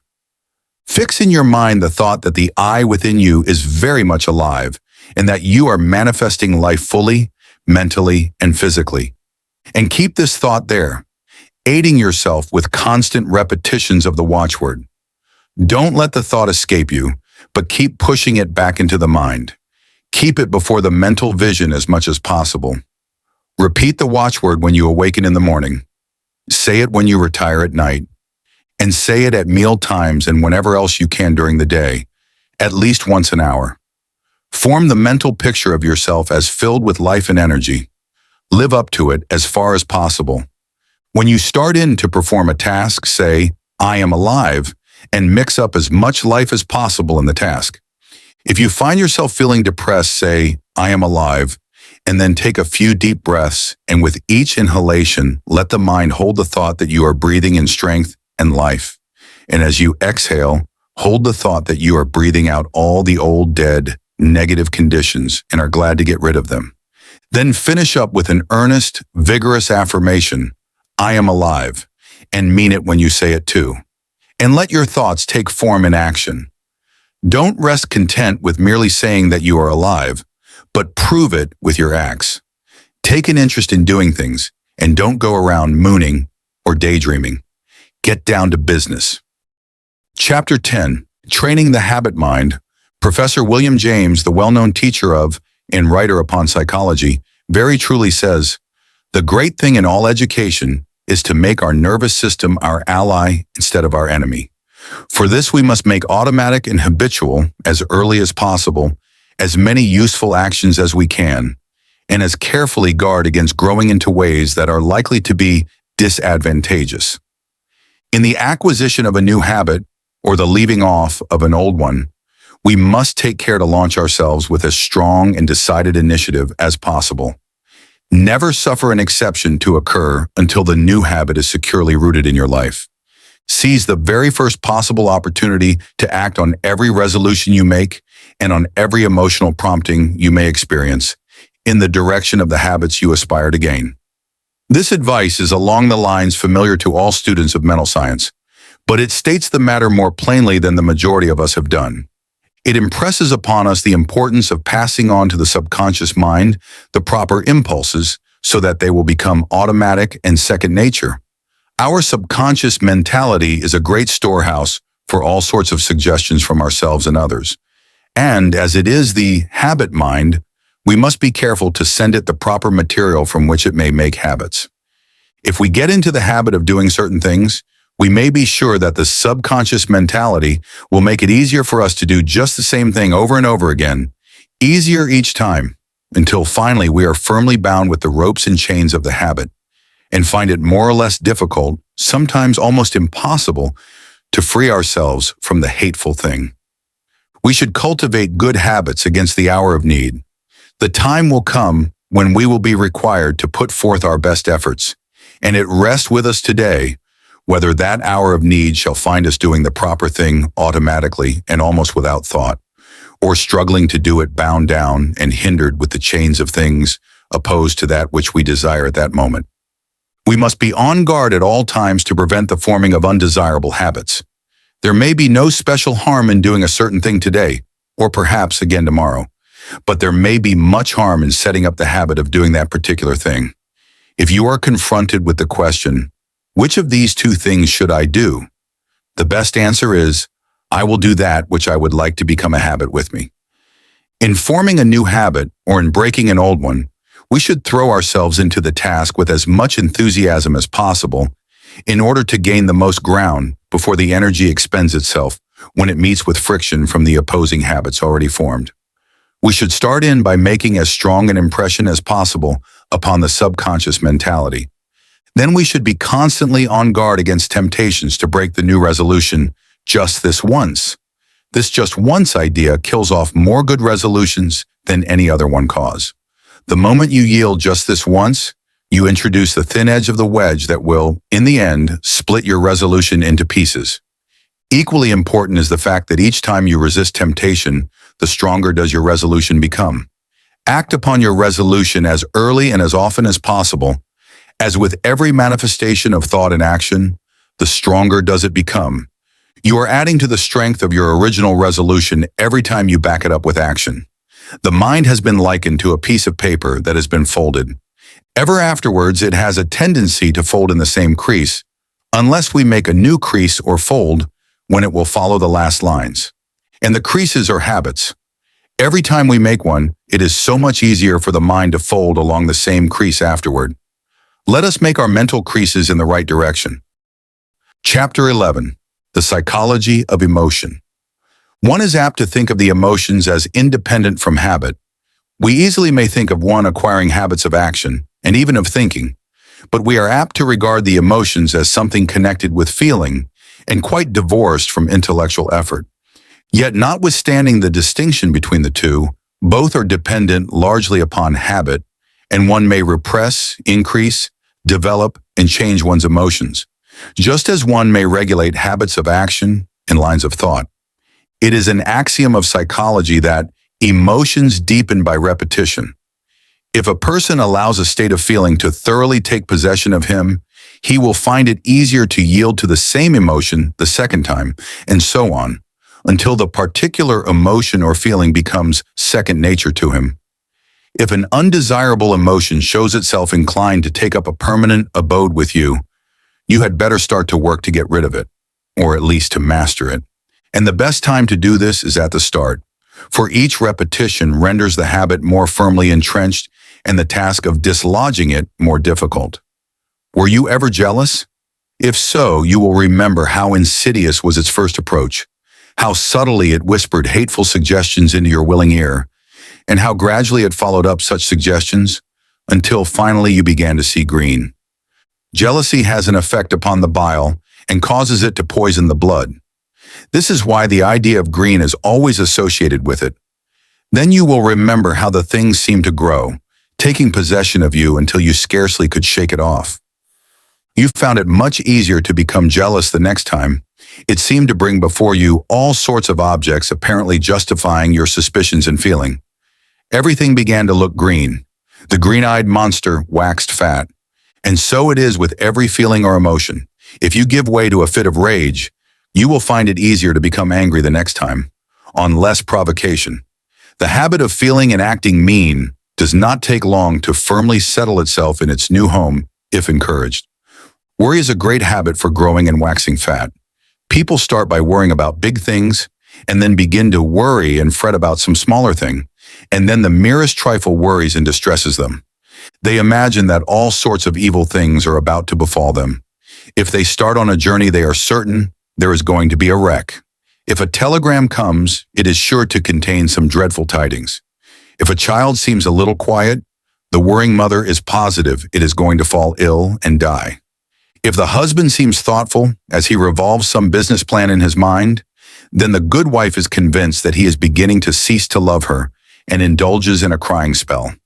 And so it goes. Worry, worry, worry. Each indulgence making the habit more at home. After a while, the continued thought shows itself in action. Not only is the mind poisoned by the blue thoughts, but the forehead shows deep lines between the eyebrows, and the voice takes on that whining, rasping tone so common among worry-burdened people. The condition of mind known as fault-finding is another emotion that grows fat with exercise. First, fault is found with this thing, then with that, and finally with everything. The person becomes a chronic nagger, a burden to friends and relatives, and a thing to be avoided by outsiders. Women make the greatest naggers, not because men are any better, but simply because a man nagger is apt to have the habit knocked out of him by other men who will not stand his nonsense. He finds that he is making things too hot for himself, and he reforms, while a woman has more of a chance to indulge in the habit. But this nagging is all a matter of habit. It grows from small beginnings, and each time it is indulged in, it throws out another root, branch, or tendril, and fastens itself the closer to the one who has given it soil in which to grow. Envy, uncharitableness, gossip, scandal-mongering are all habits of this kind.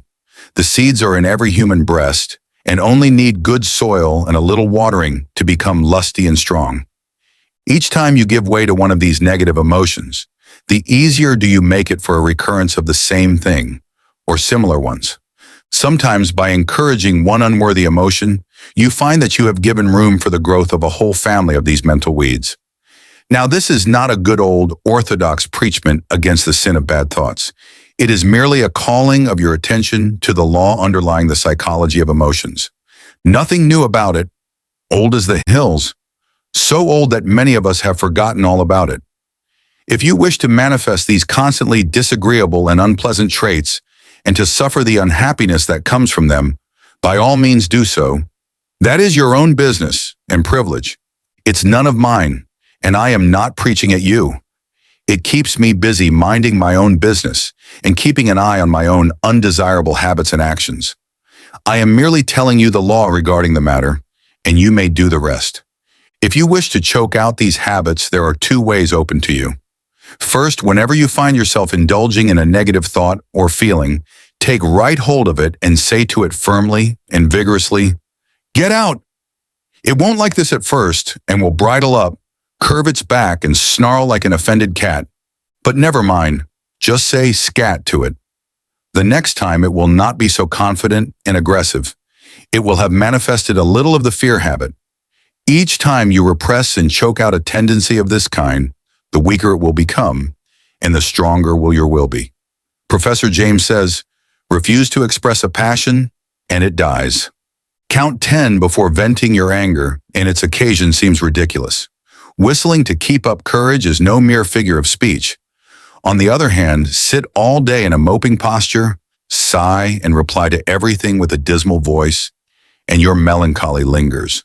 There is no more valuable precept in moral education than this, as all who have experience know. If we wish to conquer emotional tendencies in ourselves, we must assiduously, and in the first instance, cold-bloodedly, go through the outward movements of those contrary dispositions which we prefer to cultivate. Smooth the brow, brighten the eye, contract the dorsal rather than the ventral aspect of the frame, and speak in a major key, pass the genial compliment, and your heart must be frigid indeed if it does not gradually thaw. Chapter 12. Developing New Brain Cells. I have spoken of the plan of getting rid of undesirable states of feeling by driving them out. But a far better way is to cultivate the feeling or emotion directly opposed to the one you wish to eradicate.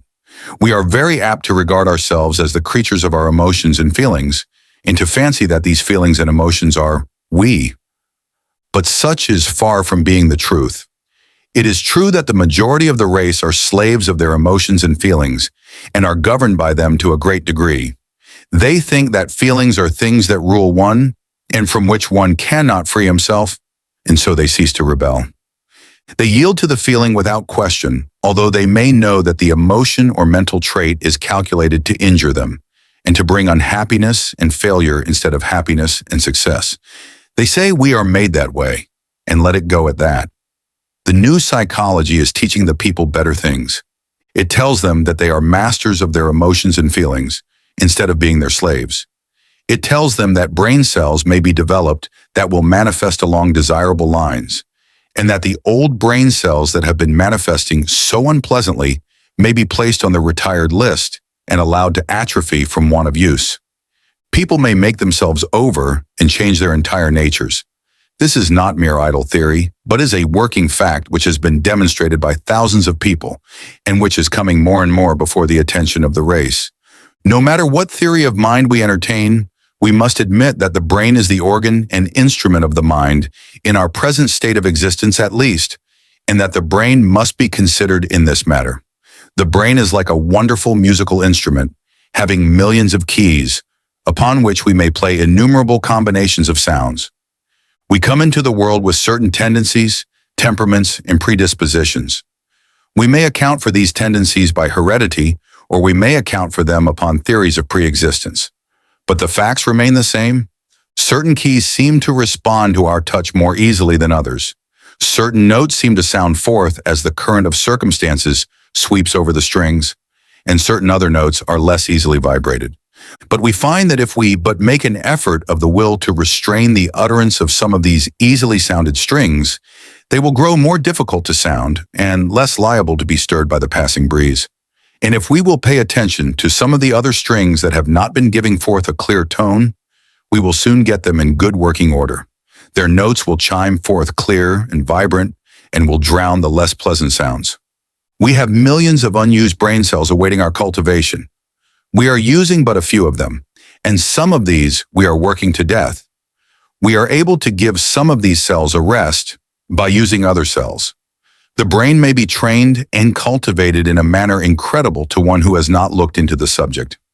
Mental attitudes may be acquired and cultivated, changed and discarded at will. There is no longer any excuse for people manifesting unpleasant and harmful mental states. We have the remedy in our own hands. We acquire habits of thought feeling, and action by repeated use.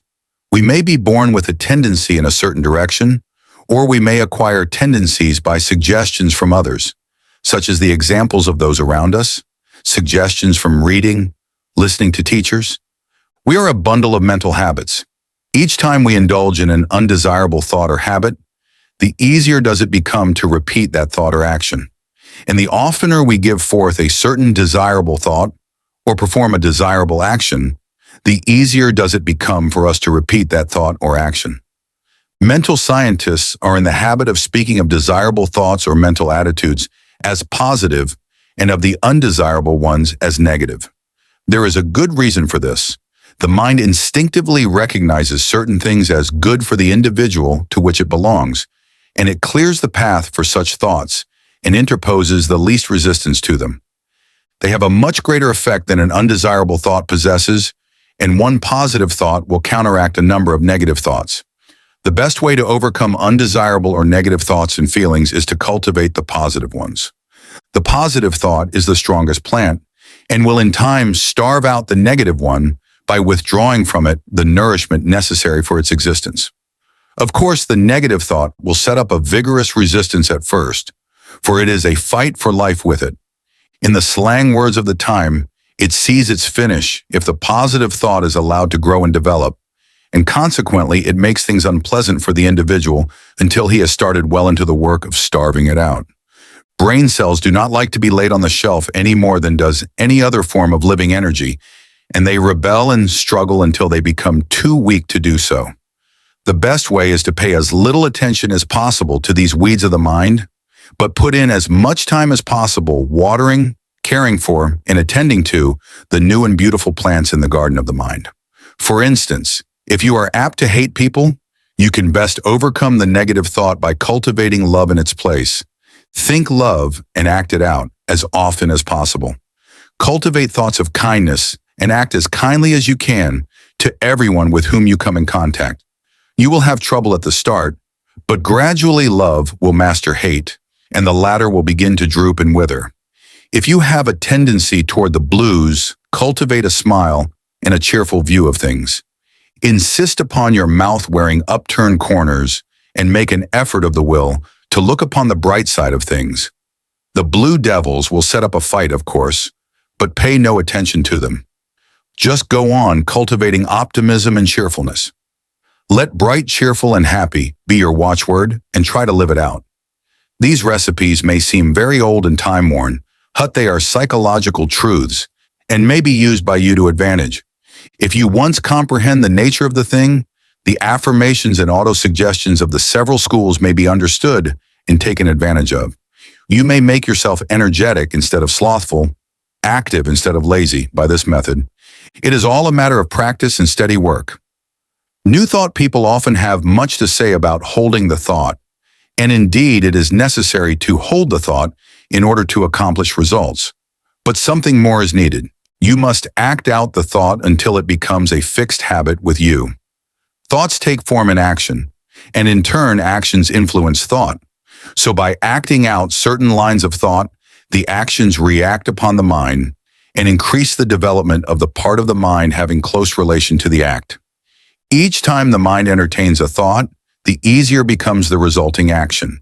And each time an act is performed, the easier becomes the corresponding thought. So you see the thing works both ways, action and reaction. If you feel cheerful and happy, it is very natural for you to laugh.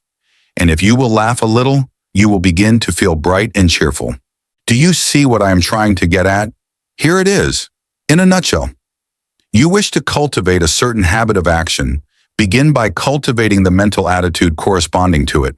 And as a means of cultivating that mental attitude, start into act out or go through the motions of the act corresponding to the thought. Now see if you cannot apply this rule. Take up something that you really feel should be done, but which you do not feel like doing. Cultivate the thought leading up to it. Say to yourself, I like to do so, and then go through the motions, cheerfully, remember, and act out the thought that you like to do the thing. Take an interest in the doing.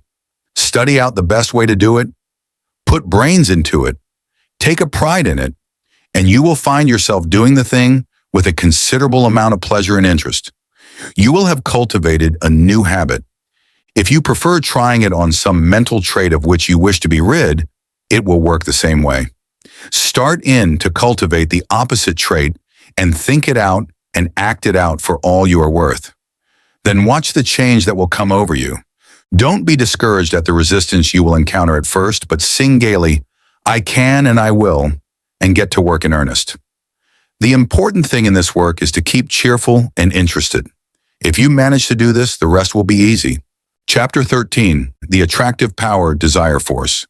We have discussed the necessity of getting rid of fear, that your desire may have full strength with which to work. Supposing that you have mastered this part of the task, or at least started on the road to mastery, I will now call your attention to another important branch of the subject. I allude to the subject of mental leaks. No, I don't mean the leakage arising from your failure to keep your own secrets. That is also important, but forms another story. The leakage I am now referring to is that occasioned by the habit of having the attention attracted to and distracted by every passing fancy. In order to attain a thing, it is necessary that the mind should fall in love with it and be conscious of its existence, almost to the exclusion of everything else. You must get in love with the thing you wish to attain, just as much as you would if you were to meet the girl or man you wish to marry. I do not mean that you should become a monomaniac upon the subject and should lose all interest in everything else in the world. That won't do, for the mind must have recreation and change. But I do mean that you must be so set upon the desired thing that all else will seem of secondary importance. A man in love may be pleasant to everyone else and may go through the duties and pleasures of life with good spirit, but underneath it all, he is humming to himself just one girl, and every one of his actions is bent toward getting that girl and making a comfortable home for her. Do you see what I mean? You must get in love with the thing you want, and you must get in love with it in earnest. None of this latter-day flirting. On today and off tomorrow sort of love, but the good old-fashioned kind that used to make it impossible for a young man to get to sleep unless he took a walk around his best girl's house, just to be sure it was still there. That's the real kind, and the man or woman in search of success must make of that desired thing his ruling passion. He must keep his mind on the main chance. Success is jealous. That's why we speak of her as feminine. She demands a man's whole affection, and if he begins flirting with other fair charmers, she soon turns her back upon him. If a man allows his strong interest in the main chance to be sidetracked, he will be the loser. Mental force operates best when it is concentrated. You must give to the desired thing your best and most earnest thought.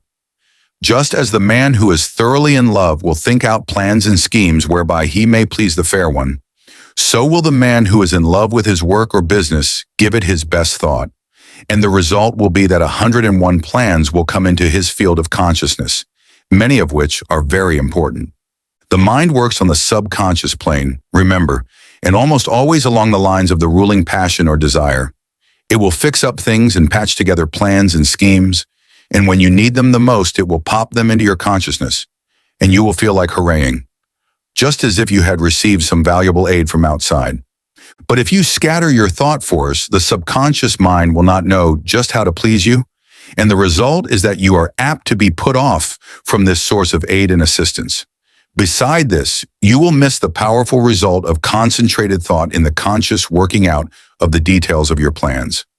And then again, the man whose mind is full of a dozen interests fails to exert the attracting power that is manifested by the man of the one ruling passion, and he fails to draw to him persons, things, and results that will aid in the working out of his plans, and will also fail to place himself in the current of attraction whereby he is brought into contact with those who will be glad to help him because of harmonious interests. I have noticed in my own affairs that when I would allow myself to be sidetracked by anything outside of my regular line of work, it would be only a short time before my receipts dropped off and my business showed signs of a lack of vitality. Now, many may say that this was because I left undone some things that I would have done if my mind had been centered on the business. This is true, but I have noticed like results in cases where there was nothing to be done, cases in which the seed was sown and the crop was awaited. And in just such cases, as soon as I directed my thought to the matter, the seed began to sprout. I do not mean that I had to send out great mental waves with the idea of affecting people. Not a bit of it. I simply began to realize what a good thing I had, and how much people wanted it, and how glad they would be to know of it, and all that sort of thing. And lo, my thoughts seemed to vitalize the work, and the seed began to sprout. This is no mere fancy, for I have experienced it on several occasions. I have spoken to many others on the subject, and I find that our experiences tally perfectly. So don't get into the habit of permitting these mental leaks. Keep your desire fresh and active, and let it get in its work without interference from conflicting desires. Keep in love with the thing you wish to attain. Feed your fancy with it. See it as accomplished already, but don't lose your interest. Keep your eye on the main chance, and keep your one ruling passion strong and vigorous. Don't be a mental polygamist. One mental love is all that a man needs. That is, one at a time. Some scientists have claimed that something that might as well be called love is at the bottom of the whole of life. They claim that the love of the plant for water causes it to send forth its roots until the love thing is found. They say that the love of the flower for the sun causes it to grow away from the dark places so that it may receive the light.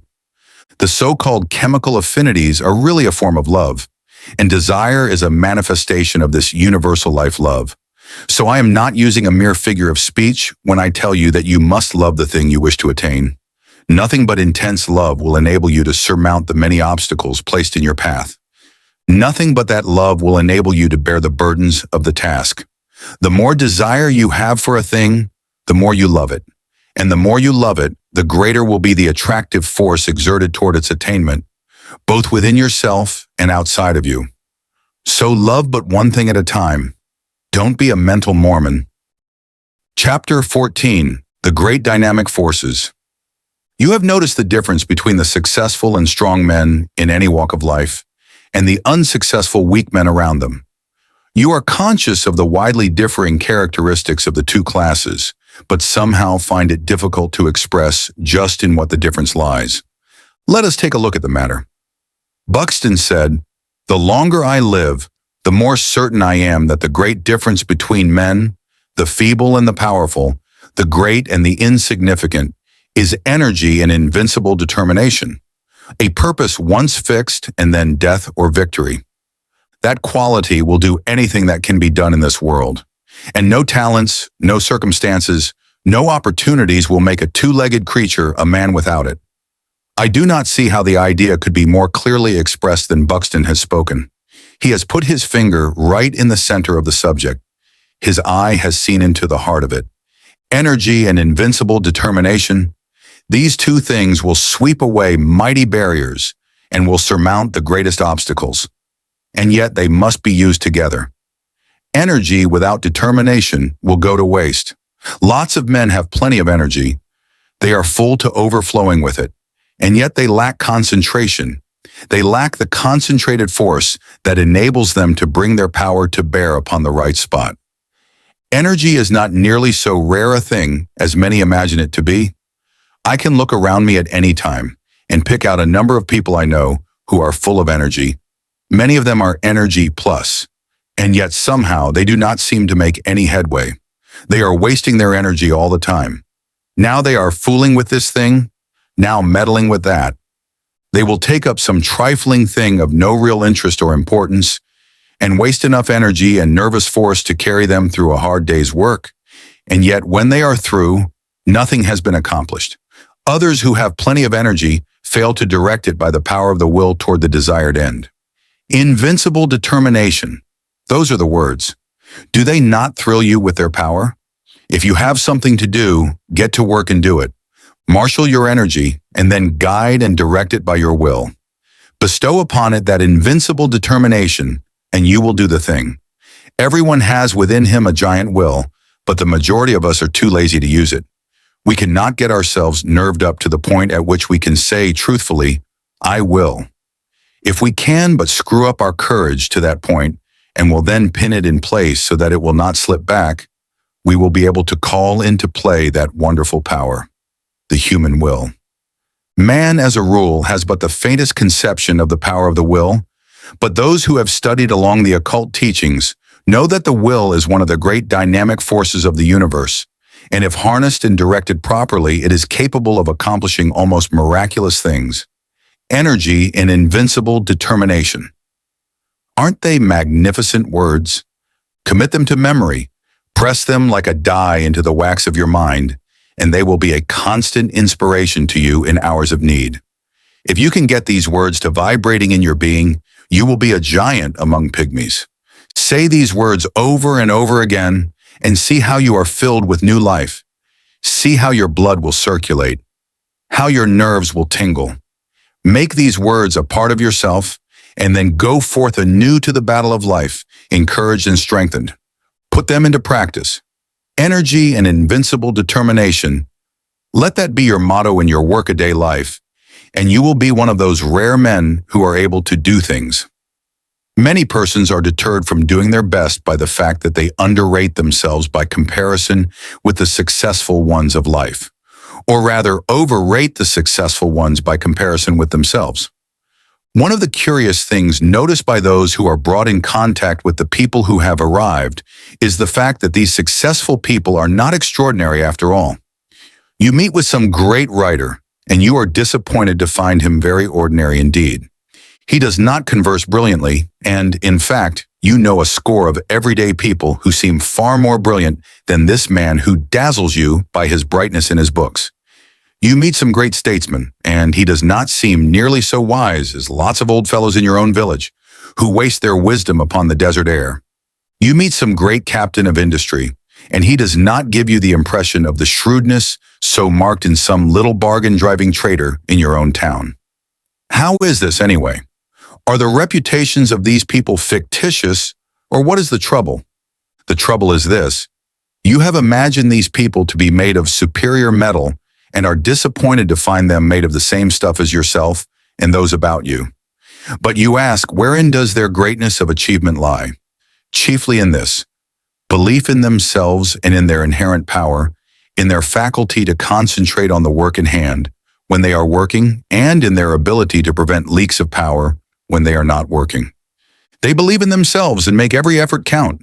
Your village wise man spills his wisdom on every corner and talks to a lot of fools, when if he really were wise, he would save up his wisdom and place it where it would do some work. The brilliant writer does not waste his wit upon every comer.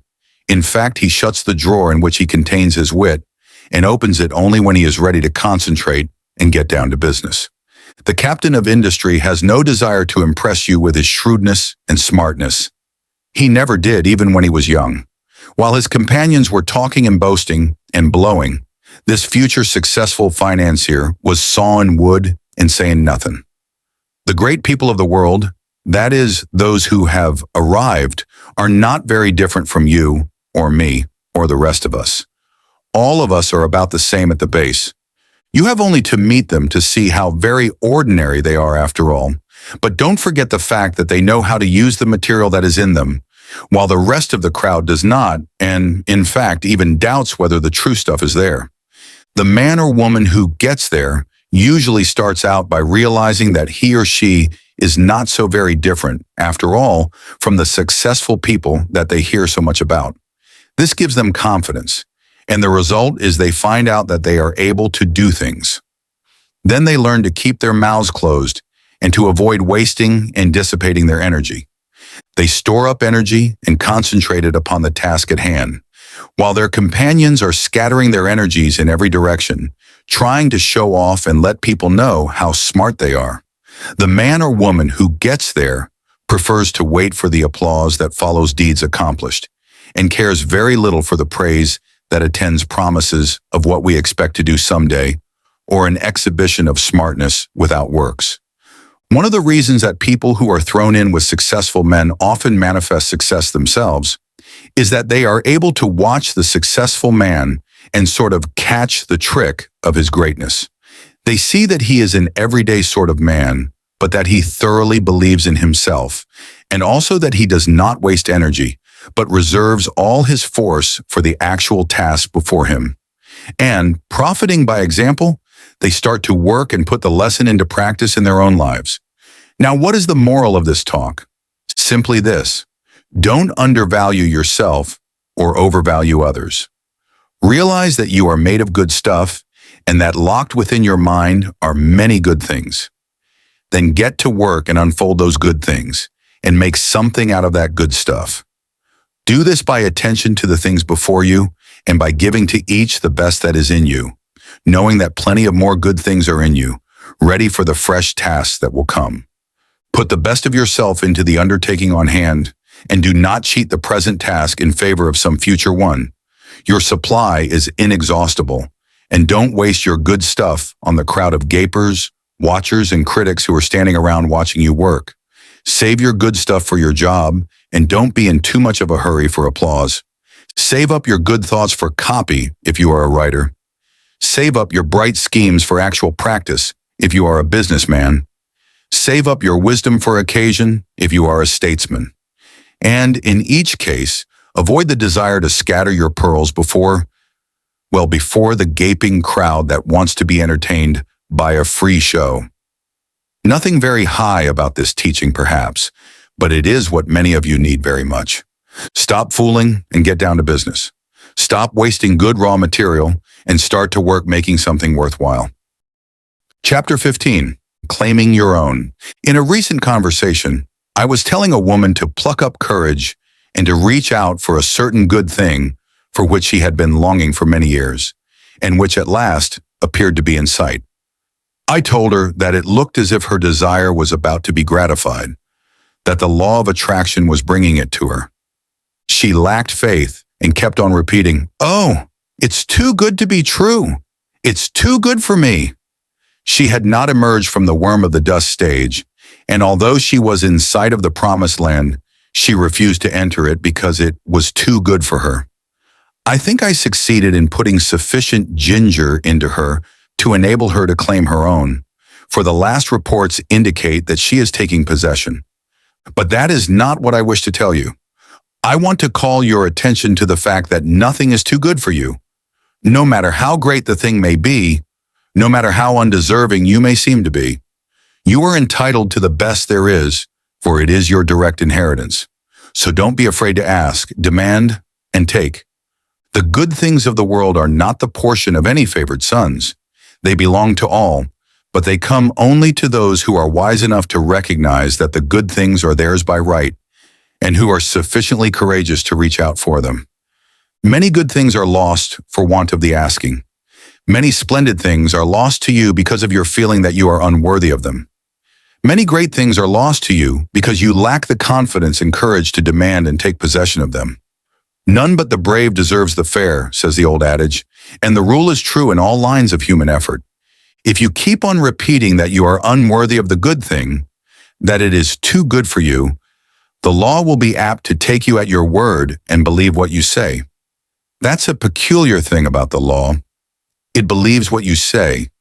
It takes you in earnest. So beware what you say to it, for it will be apt to give credence. Say to it that you are worthy of the best there is, and that there is nothing too good for you, and you will be likely to have the law take you in earnest and say, "I guess he is right. I'm going to give him the whole bake shop if he wants it. He knows his rights, and what's the use of trying to deny it to him?" But if you say, "Oh, it's too good for me," the law will probably say, "Well, I wouldn't wonder but what that is so. Surely he ought to know, and it isn't for me to contradict him."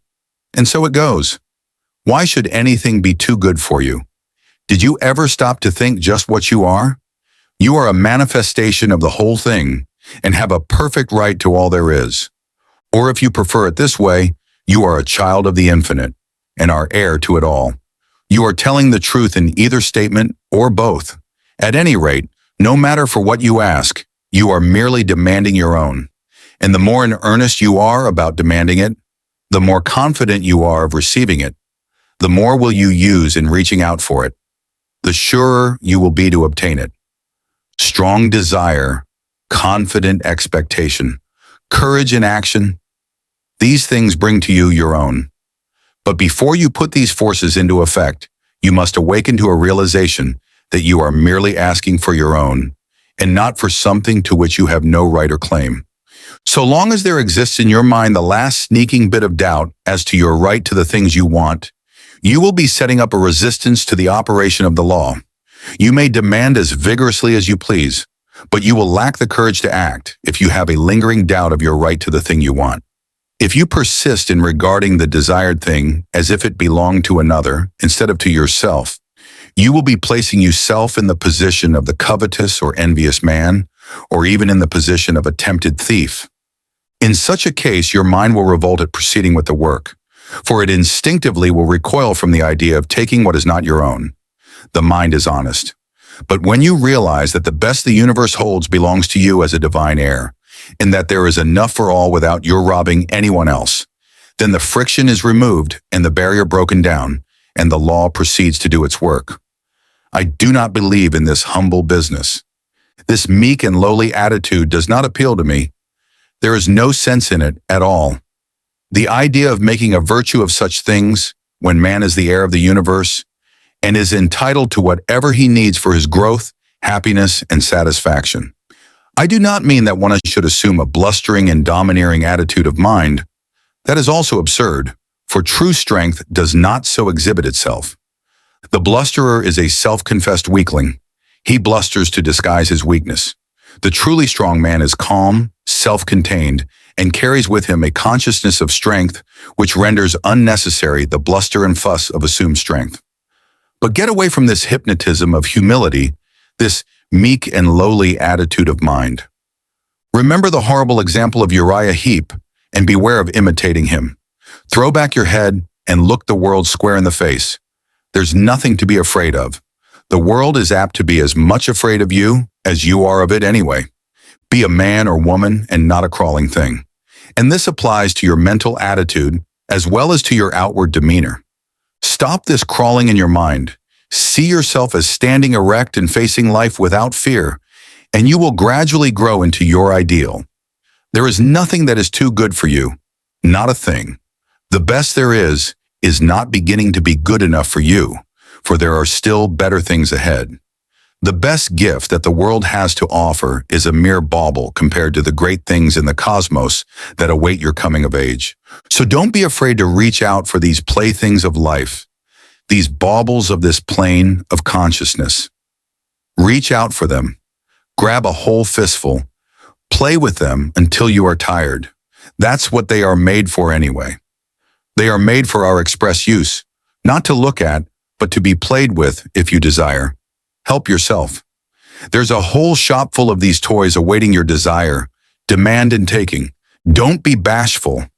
Don't let me hear any more of this silly talk about things being too good for you. Pshaw! You have been like the emperor's little son, thinking that the tin soldiers and toy drum were far too good for him and refusing to reach out for them. But you don't find this trouble with children as a rule. They instinctively recognize that nothing is too good for them. They want all that is in sight to play with, and they seem to feel that the things are theirs by right. And that is the condition of mind that we seekers after the divine adventure must cultivate. Unless we become as little children, we cannot enter the kingdom of heaven. The things we see around us are the playthings of the kindergarten of God, playthings which we use in our game tasks. Help yourself to them. Ask for them without bashfulness. Demand as many as you can make use of. They are yours. And if you don't see just what you want, ask for it. There's a big reserve stock on the shelves and in the closets. Play, play, play to your heart's content. Learn to weave mats, to build houses with the blocks, to stitch outlines on the squares. Play the game through and play it well. And demand all the proper materials for the play. Don't be bashful. There's enough to go round. But remember this, while all this be true, the best things are still only game things. Toys, blocks, mats, cubes, and all the rest. Useful, most useful for the learning of the lessons. Pleasant, most pleasant with which to play. And desirable, most desirable for these purposes. Get all the fun and profit out of the use of things that is possible. Throw yourself heartily into the game and play it out. It is good. But here's the thing to remember. Never lose sight of the fact that these good things are but playthings, part of the game, and you must be perfectly willing to lay them aside when the time comes to pass into the next class, and not cry and mourn because you must leave your playthings behind you. Do not allow yourself to become unduly attached to them. They are for your use and pleasure, but are not a part of you, not essential to your happiness in the next stage. Despise them not because of their lack of reality. They are great things relatively, and you may as well have all the fun out of them that you can. Don't be a spiritual prig, standing aside and refusing to join in the game, but do not tie yourself to them. They are good to use and play with, but not good enough to use you and to make you a plaything. Don't let the toys turn the tables on you. This is the difference between the master of circumstances and the slave of circumstances. The slave thinks that these playthings are real and that he is not good enough to have them. He gets only a few toys because he is afraid to ask for more, and he misses most of the fun. And then considering the toys to be real and not realizing that there are plenty more where these came from, he attaches himself to the little trinkets that have come his way and allows himself to be made a slave of them. He is afraid that they may be taken away from him, and he is afraid to toddle across the floor and help himself to the others. The master knows that all are his for the asking. He demands that which he needs from day to day and does not worry about overloading himself, for he knows that there are lots more and that he cannot be cheated out of them. He plays and plays well and has a good time in the play, and he learns his kindergarten lessons in the playing. But he does not become too much attached to his toys. He is willing to fling away the worn-out one and reach out for a new one. And when he is called into the next room for promotion, he drops on the floor the worn-out toys of the day, and with glistening eyes and confident attitude of mind, marches into the next room, into the great unknown, with a smile on his face. He is not afraid, for he hears the voice of the teacher and knows that she is there waiting for him, in that great next room. Chapter 16, Law, Not Chance. Some time ago I was talking to a man about the attractive power of thought. He said that he did not believe that thought could attract anything to him, and that it was all a matter of luck. He had found, he said, that ill luck relentlessly pursued him, and that everything he touched went wrong. It always had and always would, and he had grown to expect it. When he undertook a new thing, he knew beforehand that it would go wrong, and that no good would come of it. Oh no, there wasn't anything in the theory of attractive thought, so far as he could see. It was all a matter of luck. This man failed to see that by his own confession, he was giving a most convincing argument in favor of the law of attraction. He was testifying that he was always expecting things to go wrong, and that they always came about as he expected. He was a magnificent illustration of the law of attraction, but he didn't know it, and no argument seemed to make the matter clear to him. He was up against it, and there was no way out of it. He always expected the ill luck, and every occurrence proved that he was right, and that the mental science position was all nonsense. There are many people who seem to think that the only way in which the law of attraction operates is when one wishes hard, strong, and steady. They do not seem to realize that a strong belief is as efficacious as a strong wish.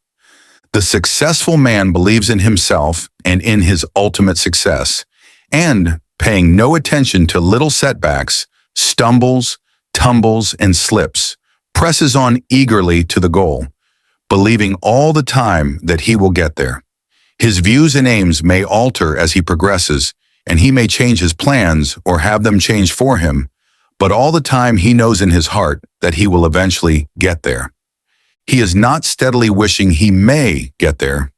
He simply feels it and believes it, and thereby sets into operation the strongest forces known in the world of thought. The man who just as steadily believes he is going to fail will invariably fail. How could he help it? There is no special miracle about it. Everything he does, thinks, and says is tinctured with the thought of failure.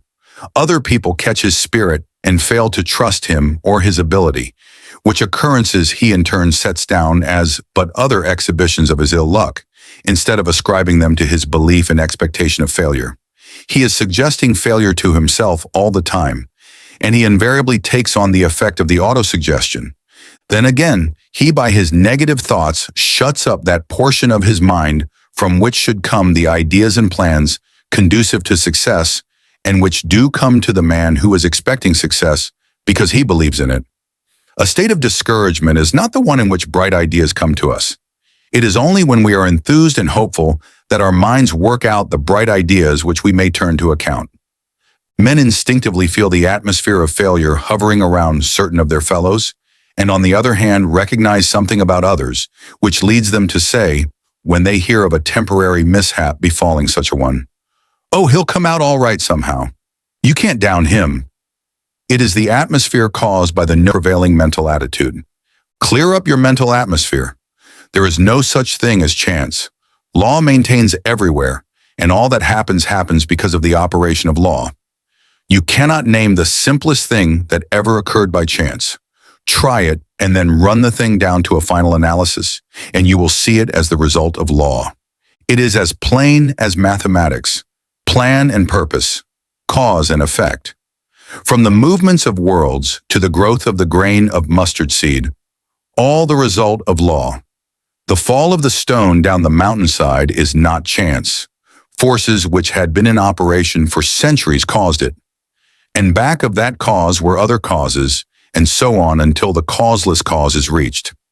And life is not the result of chance. The law is here too. The law is in full operation, whether you know it or not, whether you believe in it or not. You may be the ignorant object upon which the law operates, and bring yourself all sorts of trouble because of your ignorance of or opposition to the law. Or you may fall in with the operations of the law, get into its current, as it were, and life will seem in a far different thing to you. You cannot get outside of the law by refusing to have anything to do with it. You are at liberty to oppose it and produce all the friction you wish to. It doesn't hurt the law, and you may keep it up until you learn your lesson. The law of thought attraction is one name for the law, or rather for one manifestation of it. Again, I say, your thoughts are real things. They go forth from you in all directions, combining with thoughts of like kind, opposing thoughts of a different character, forming combinations, going where they are attracted, flying away from thought centers opposing them. And your mind attracts the thoughts of others, which have been sent out by them consciously or unconsciously. But it attracts only those thoughts which are in harmony with its own. Like attracts like, and opposites repel opposites in the world of thought. If you set your mind to the keynote of courage, confidence, strength, and success, you attract to yourself thoughts of like nature, people of like nature, things that fit in the mental tune. Your prevailing thought or mood determines that which is to be drawn toward you, picks out your mental bedfellow. You are today setting into motion thought currents, which will in time attract toward you thoughts, people, and conditions in harmony with the predominant note of your thought. Your thought will mingle with that of others of like nature and mind, and you will be attracted toward each other and will surely come together with a common purpose sooner or later, unless one or the other of you should change the current of his thoughts. Fall in with the operations of the law. Make it a part of yourself. Get into its currents. Maintain your poise. Set your mind to the keynote of courage, confidence, and success. Get in touch with all the thoughts of that kind that are emanating every hour from hundreds of minds. Get the best that is to be had in the thought world. The best is there, so be satisfied with nothing less. Get into partnership with good minds. Get into the right vibrations. You must be tired of being tossed about by the operations of the law. Get into harmony with it. Congratulations on making it to the end of this audiobook. You're part of the rare few who see things through to the finish. We'd love to hear your thoughts and any book suggestions you have for future videos. Let us know in the comments. Until next time, happy listening.